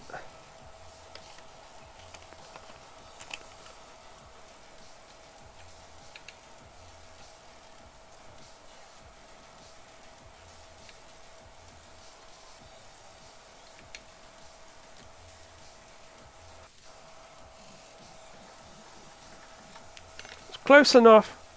Let's get on with it.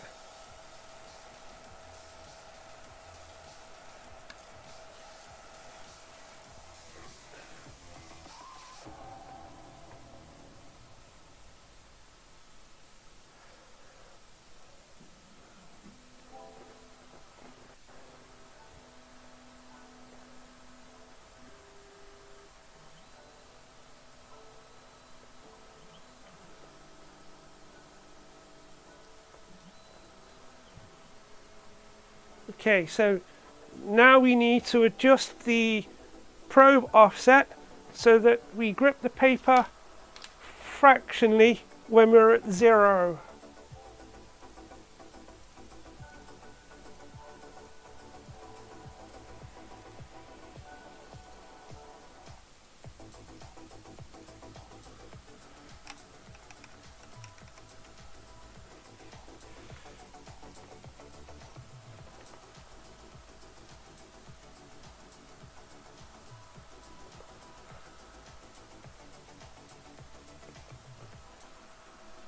So we have gone a little bit too far.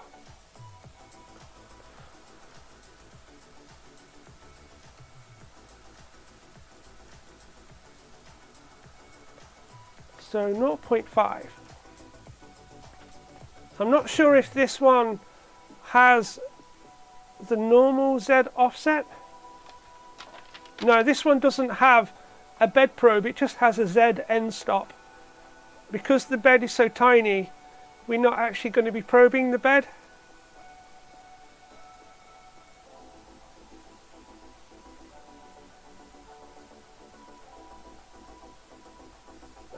So is it 2.5 or 1.5? So if you want to measure a flat bed, you only actually need 3 points.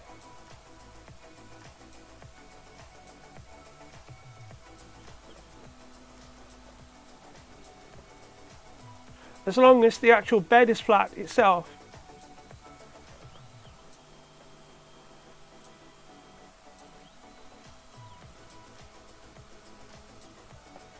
Okay, so now are we too close or not close enough?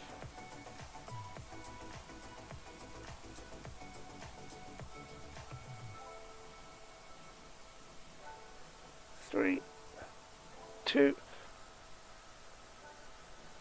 one. Perfect. That's a good starting point.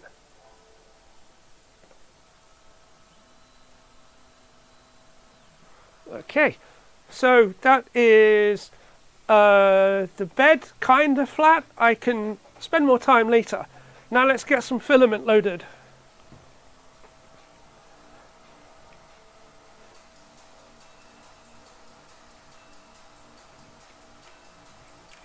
So this one is using a Bowden tube because it keeps the weight of the head down, but I eventually will change this to a direct extruder.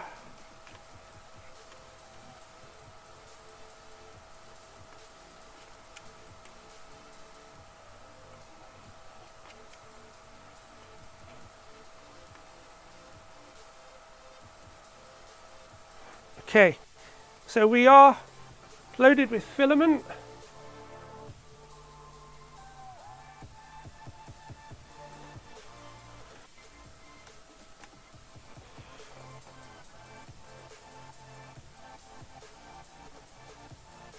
Let's have a quick look. The macro.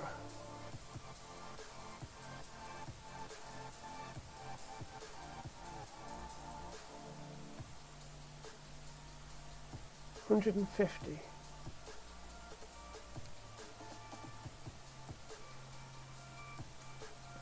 Okay.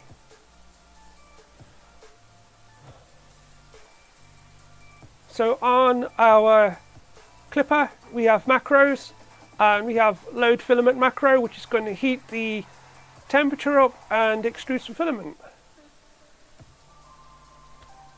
So now we're going to heat up to 220. Yes, Will, this does print faster than an Ender 3. So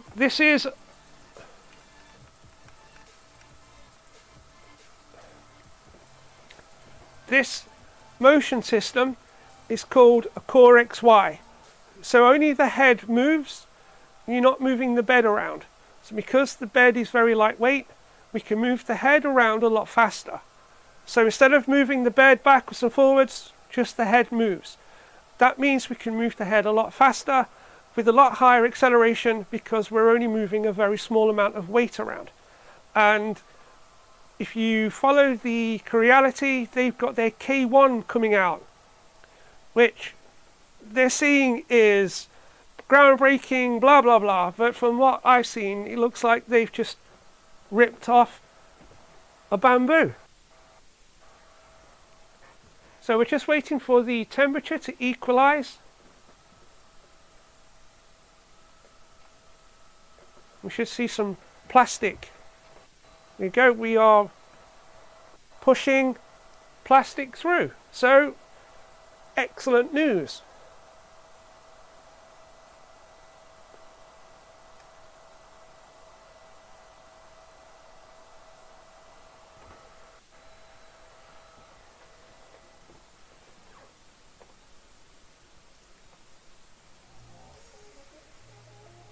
Why do you keep doing that?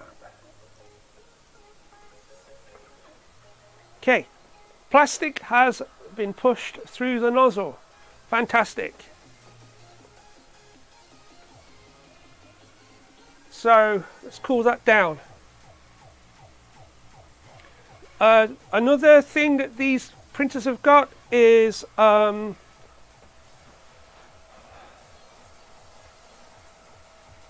can't remember what it's called, but basically you put an accelerometer in the hot end and it measures the vibrations, which counters the ringing. So if you set these printers up correctly, they can print fast and they don't have any ringing whatsoever.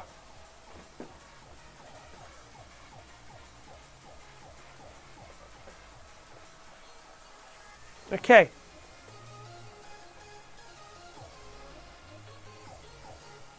So I've been doing some testing. Let's do some speed testing. So if we go into our configuration, and we currently have a maximum acceleration of 1400. Let's set that to 1000, which is like, that's what an Ender would be, set around like 1000.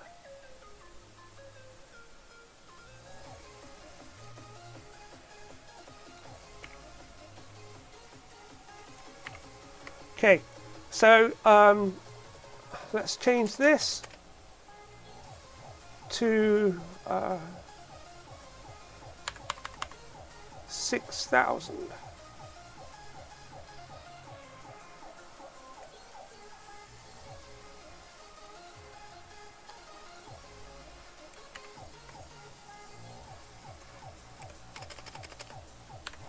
So this is the 0.4 millimeter nozzle. So this is moving 100? No, this is moving 1000 millimeters per second.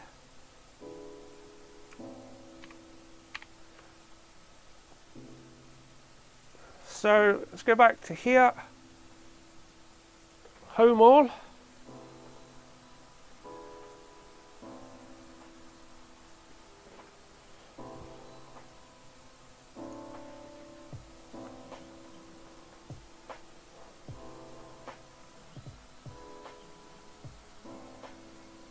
Okay, so our machine is got 1000 millimeters per second squared acceleration, and I'm going to do some movements.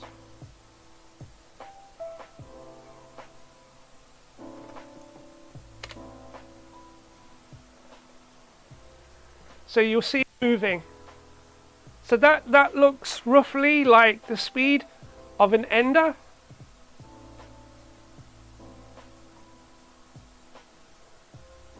Would you agree?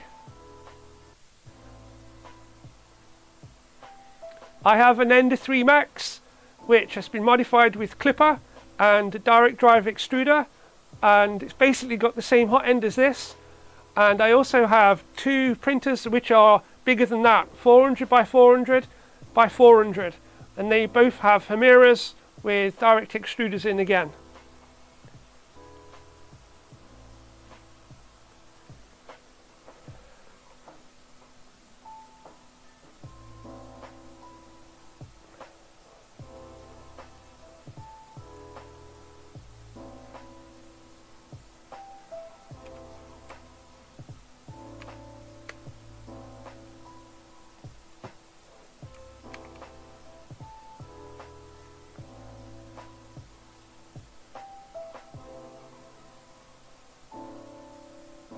Okay, let's go back to our setup.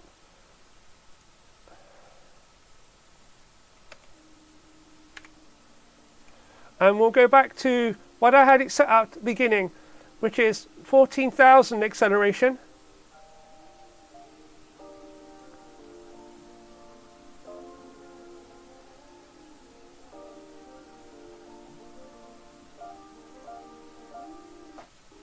Let's home it.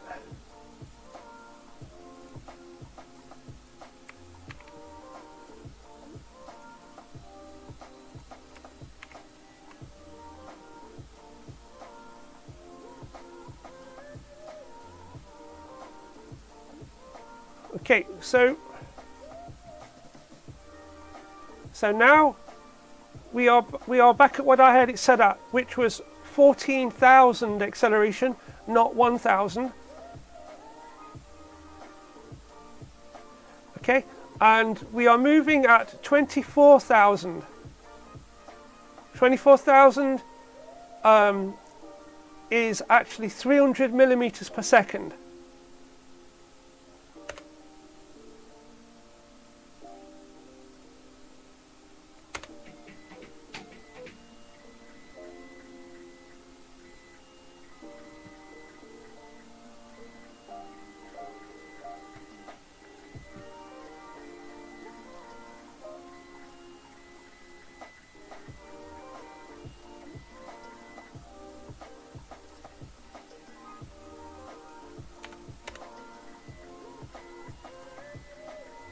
So that's about the limits of what this printer can do, and I wouldn't actually print that fast.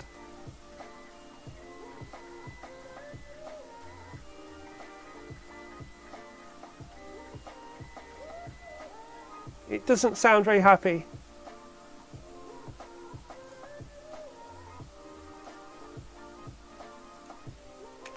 I would probably stick at 10,000.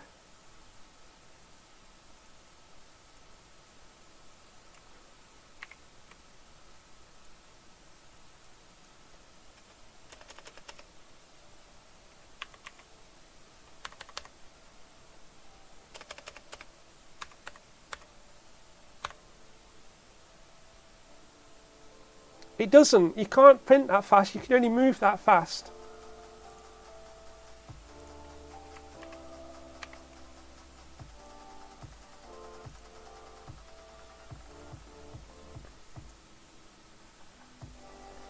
At least the way that this one is set up, this one doesn't have a high flow Hotend in there. I can print at 300 millimeters per second if you had the right setup.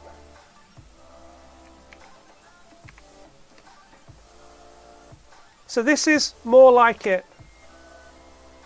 That's roughly the kind of speed that we would actually be printing at if we had a high flow Hotend.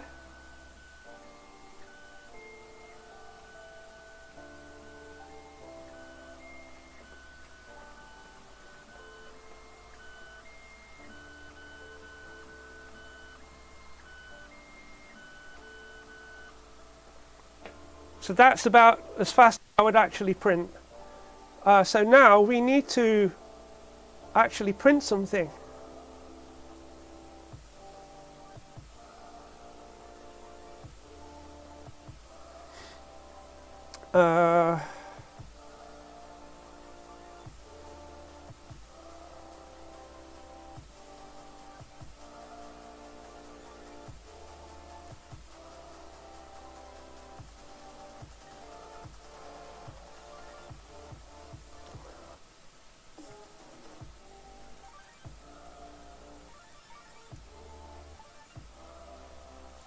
So configuration wizard.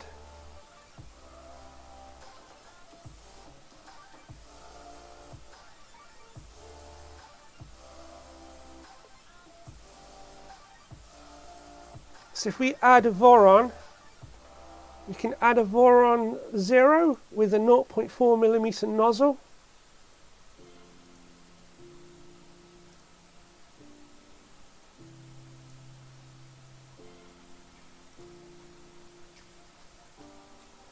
But we need to just tweak the settings. 150, 150, 150. Okay. Print height is 140. One extruder.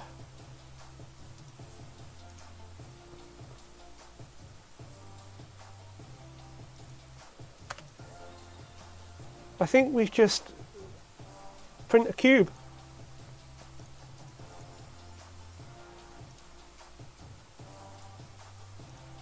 Just a box. I have no idea what this is going to do, so let's just do a box.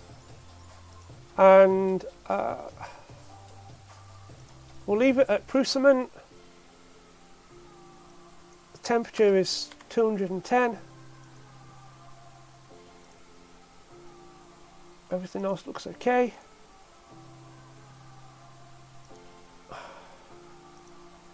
Let's do 0.2.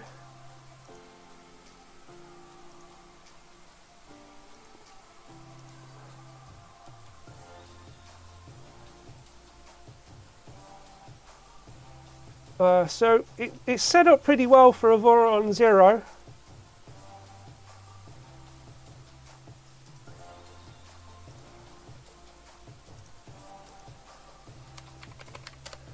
I'm calling this printer Zippy, by the way.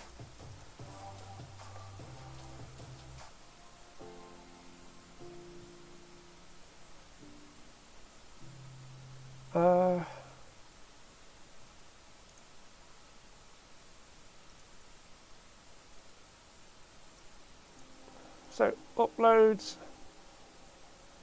Zippy box.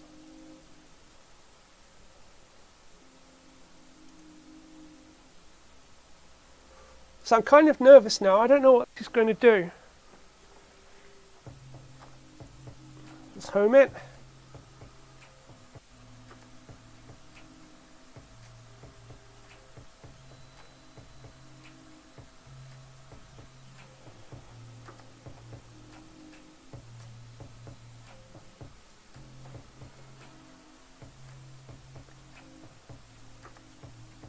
Okay, sent it.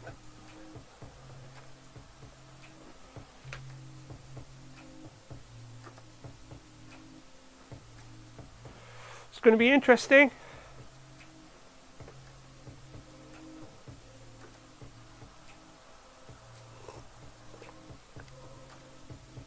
It's going to print awful because I haven't programmed in retractions or anything, but it should work.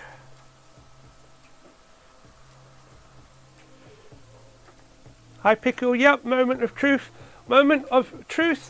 or moment of disaster. I've got my finger over the emergency stop just in case it does something I don't like.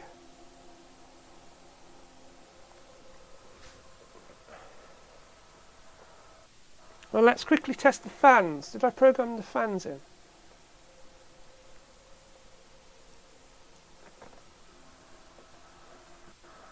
No, the fans aren't working.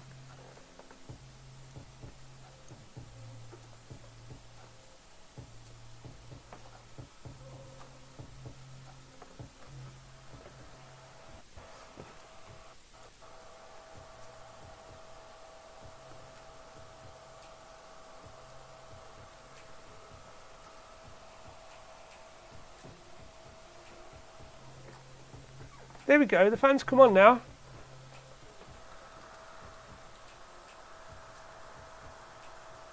They sound a bit rough.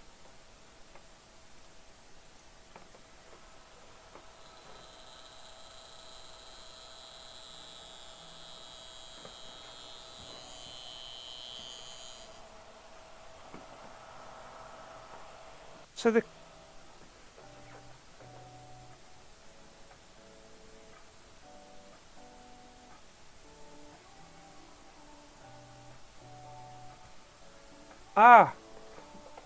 I know, it's because it doesn't have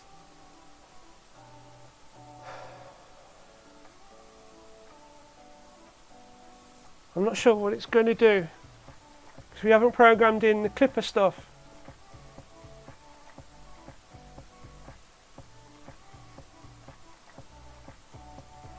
Stop it. It looks like the fans are on the wrong thing as well.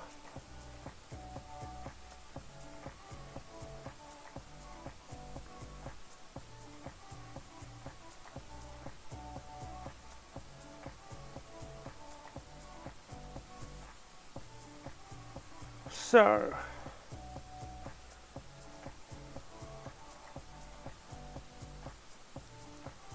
going to quickly change this.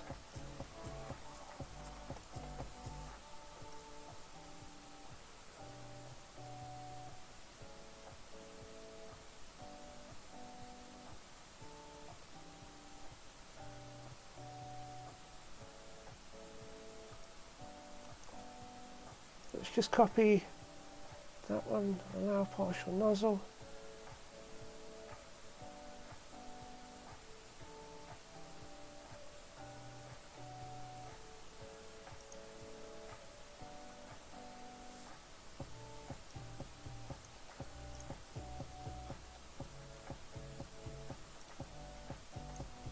Let's borrow that.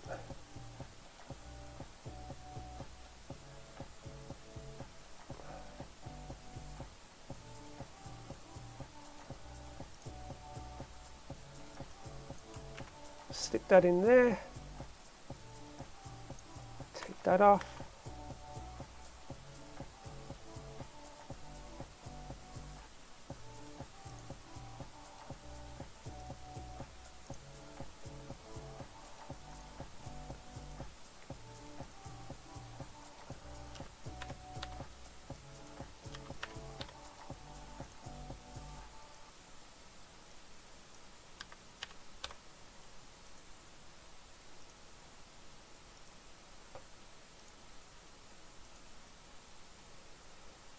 Let's try that again.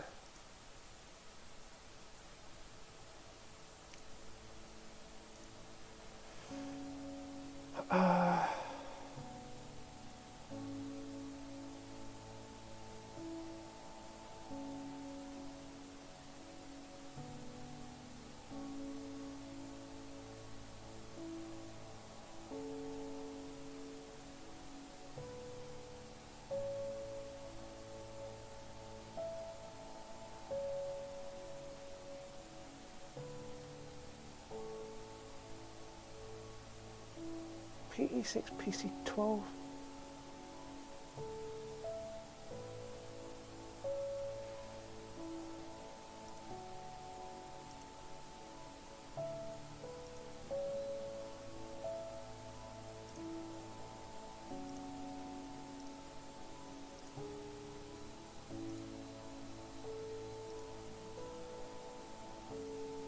So I'll take time to set up the proper Clipper startup commands later. Let's just try and do it with a basic thing.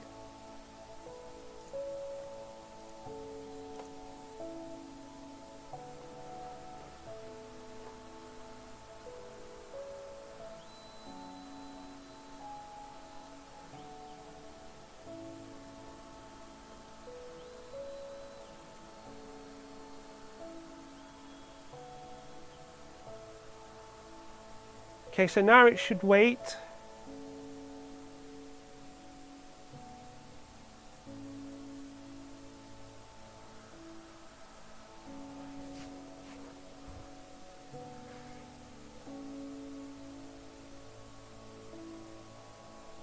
I love how fast the Revo heats up.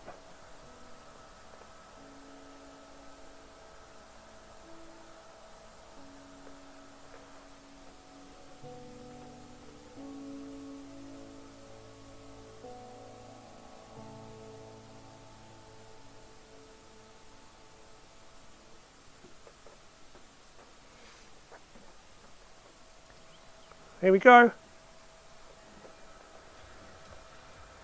So we know we're near the bed.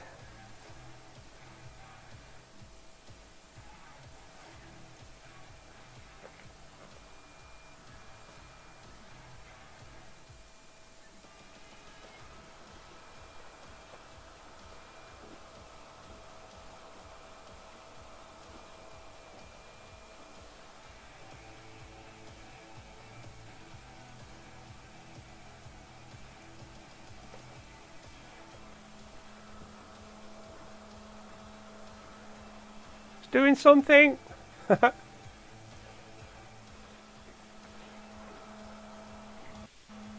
I have any tweezers?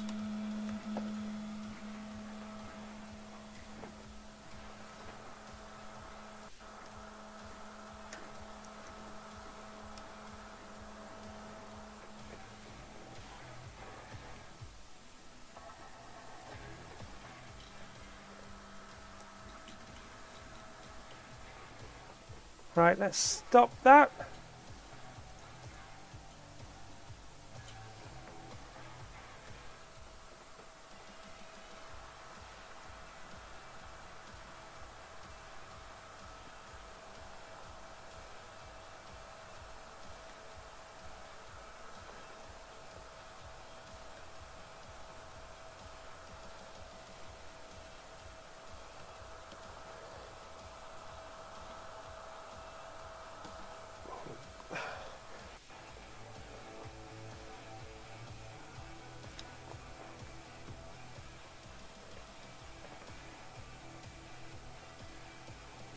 So we need to do Z offset calibration.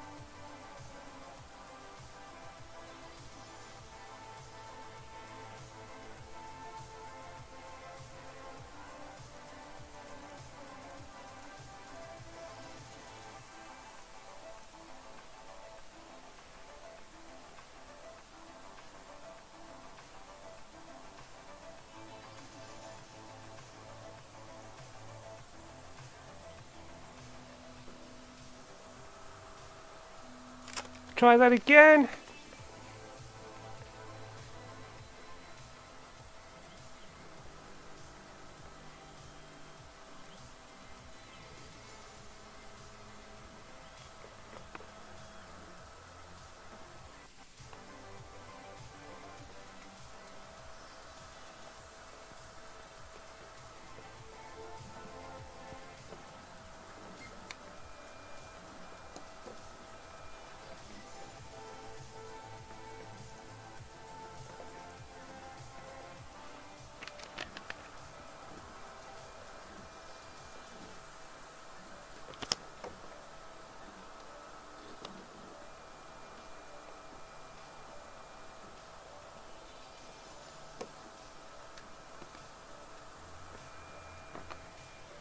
Looks a bit too close.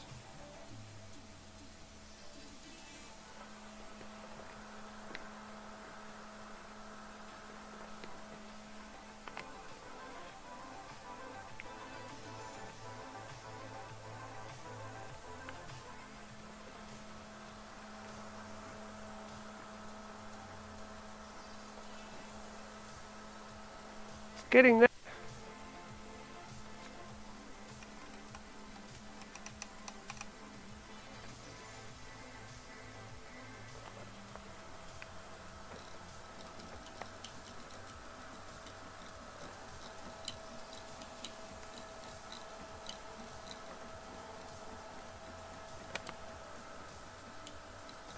Those fans sound awful.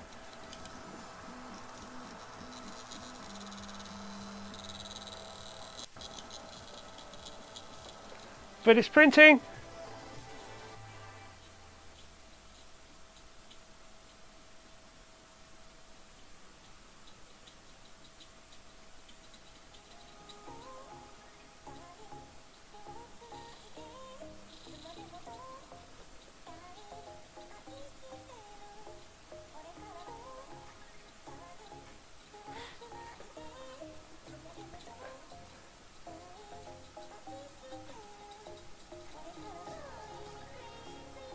Printing, it's printing!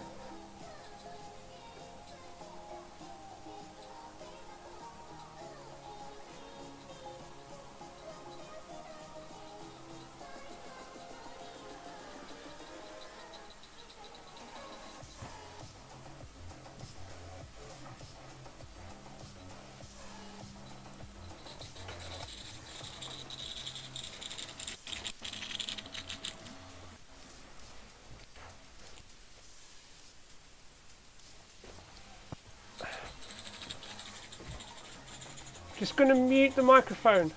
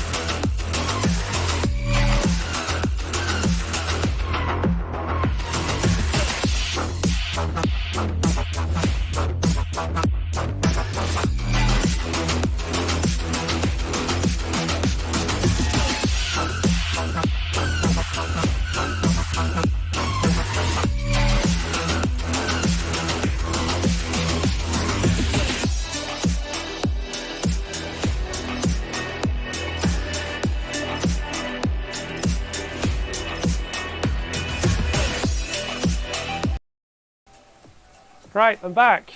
Sorry, just somebody coming to pick up some equipment that I've been repairing.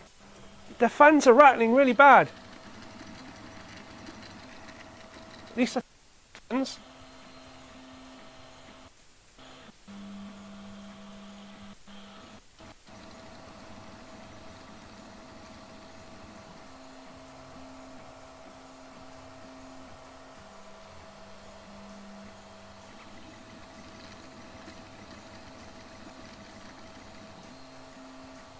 To do some inspection.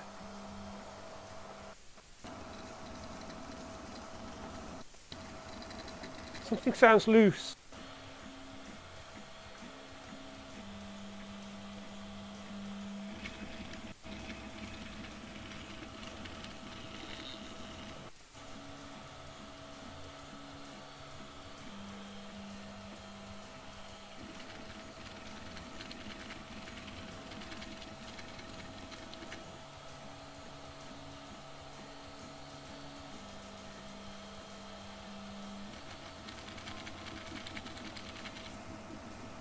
Yeah, definitely the fans. As soon as I stop them from spinning,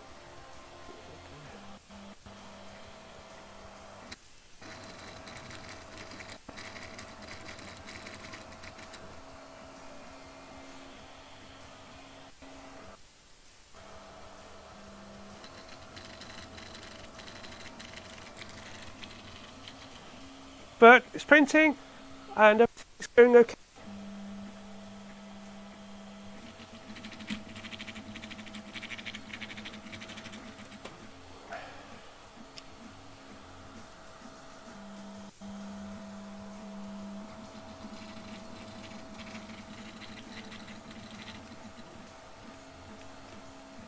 Let's just put on the thing on the back.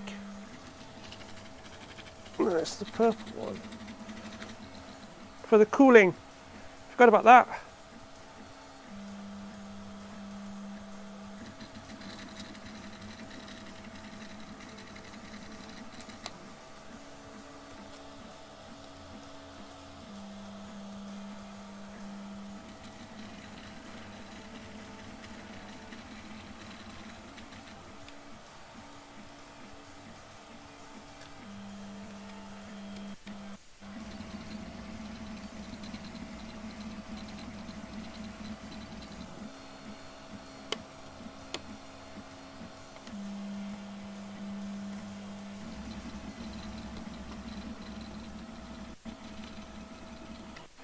Okay.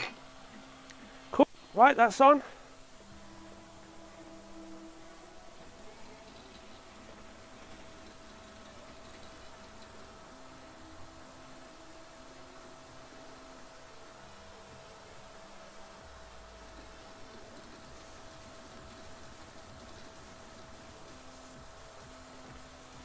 So bear in mind I haven't done any kind of calibration or anything, and my lead screw doesn't have any backlash thing on there, and it's really janky.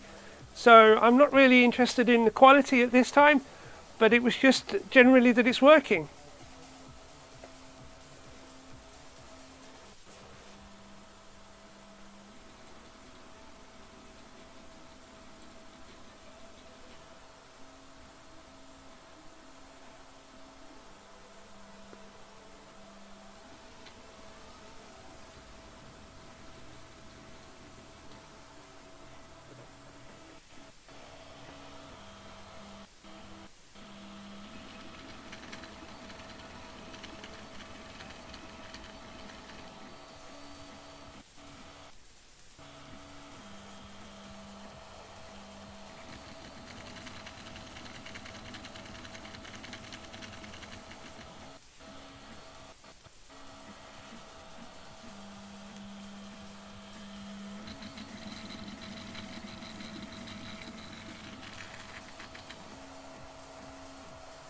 Okay.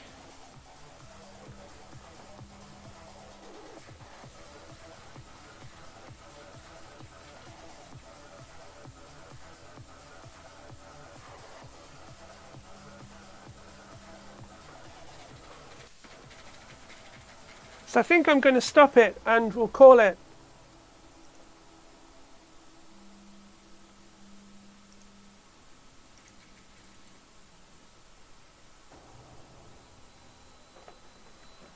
It clearly has some issues, but it printed.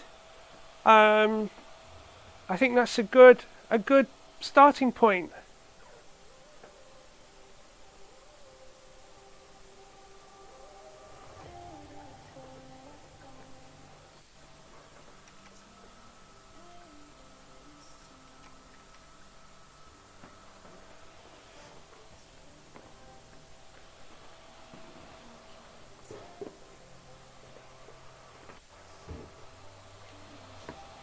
Let's turn that one off.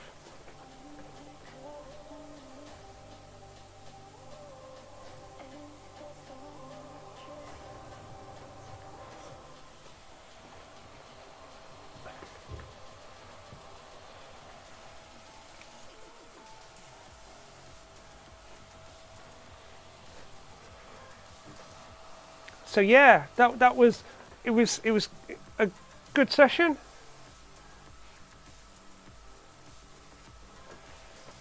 A couple of things that I need to fix and find out why the fans are vibrating, and just a few bits and bobs really. But I think that's a pretty decent result really for a kit that I cobbled together. It's printed, it's a cube, it looks about right, but I need to do lots of calibration, flow calibration, and double check just lots of things, and just keep tinkering with it really. And then hopefully, like on the next stream, we'll have enough things saved up to do another part. Got to do all of the enclosure stuff, so we need to cover all of this over and cover all the back over. I don't have anything suitable at the moment, so I'm going to have to order some stuff and then probably take it to my hack space and cut it out so that it fits. I really wanted to get some two colour plastic, engraving plastic. I don't know if you know what I mean.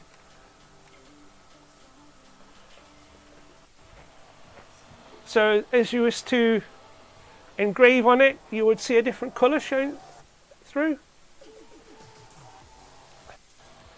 So that might give it a nice unique look. That's what I thought anyway. And then yeah, it's just keep tuning it and get it as good as I can get it really. But I think that first problem is definitely the noise that it's making. Something is rattling and vibrating. So I think the next things that I will purchase for this will be to fix the Z so that the Z moves properly. And I am working on an all metal bed mount because there are 3D printed parts on that and the bed's flexing.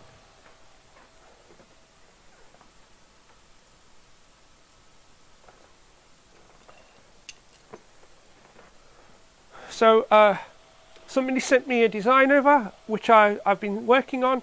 So I machined this 8mm aluminium, and that will go on the back of the bed, and then the 2020 bolts onto that. So no more plastic parts on the bed, so it shouldn't flex anymore. It should be a lot stiffer. Hopefully that will help things.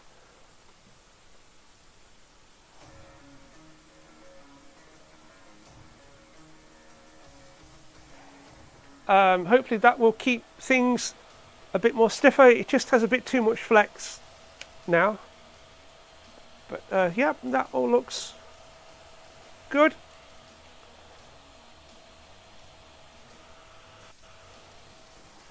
There are my calipers.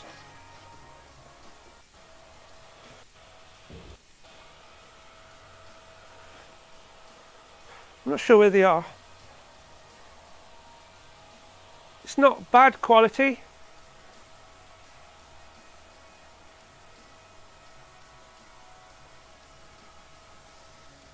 There's a bit of a banding layer shift on there.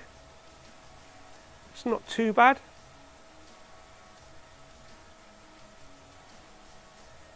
for a first print anyway.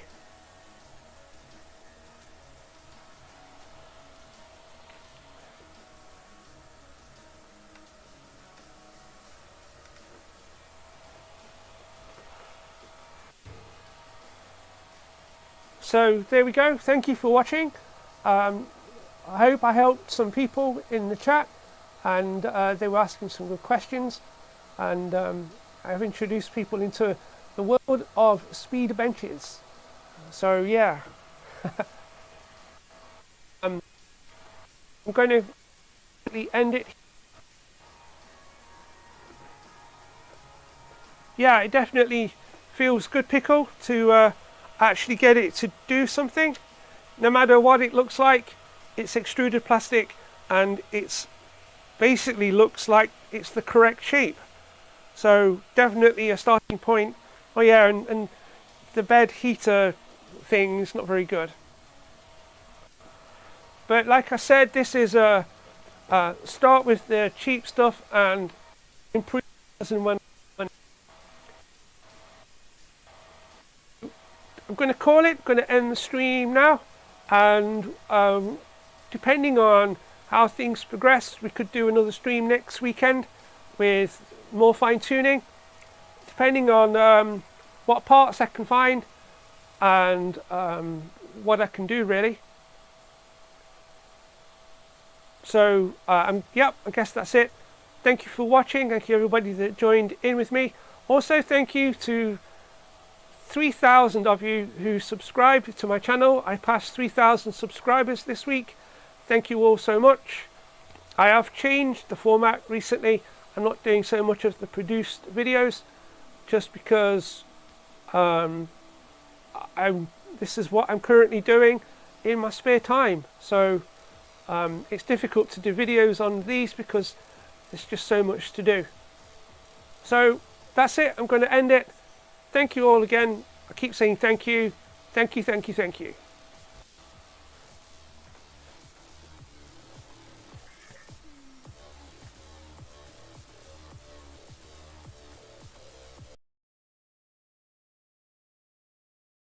One, two.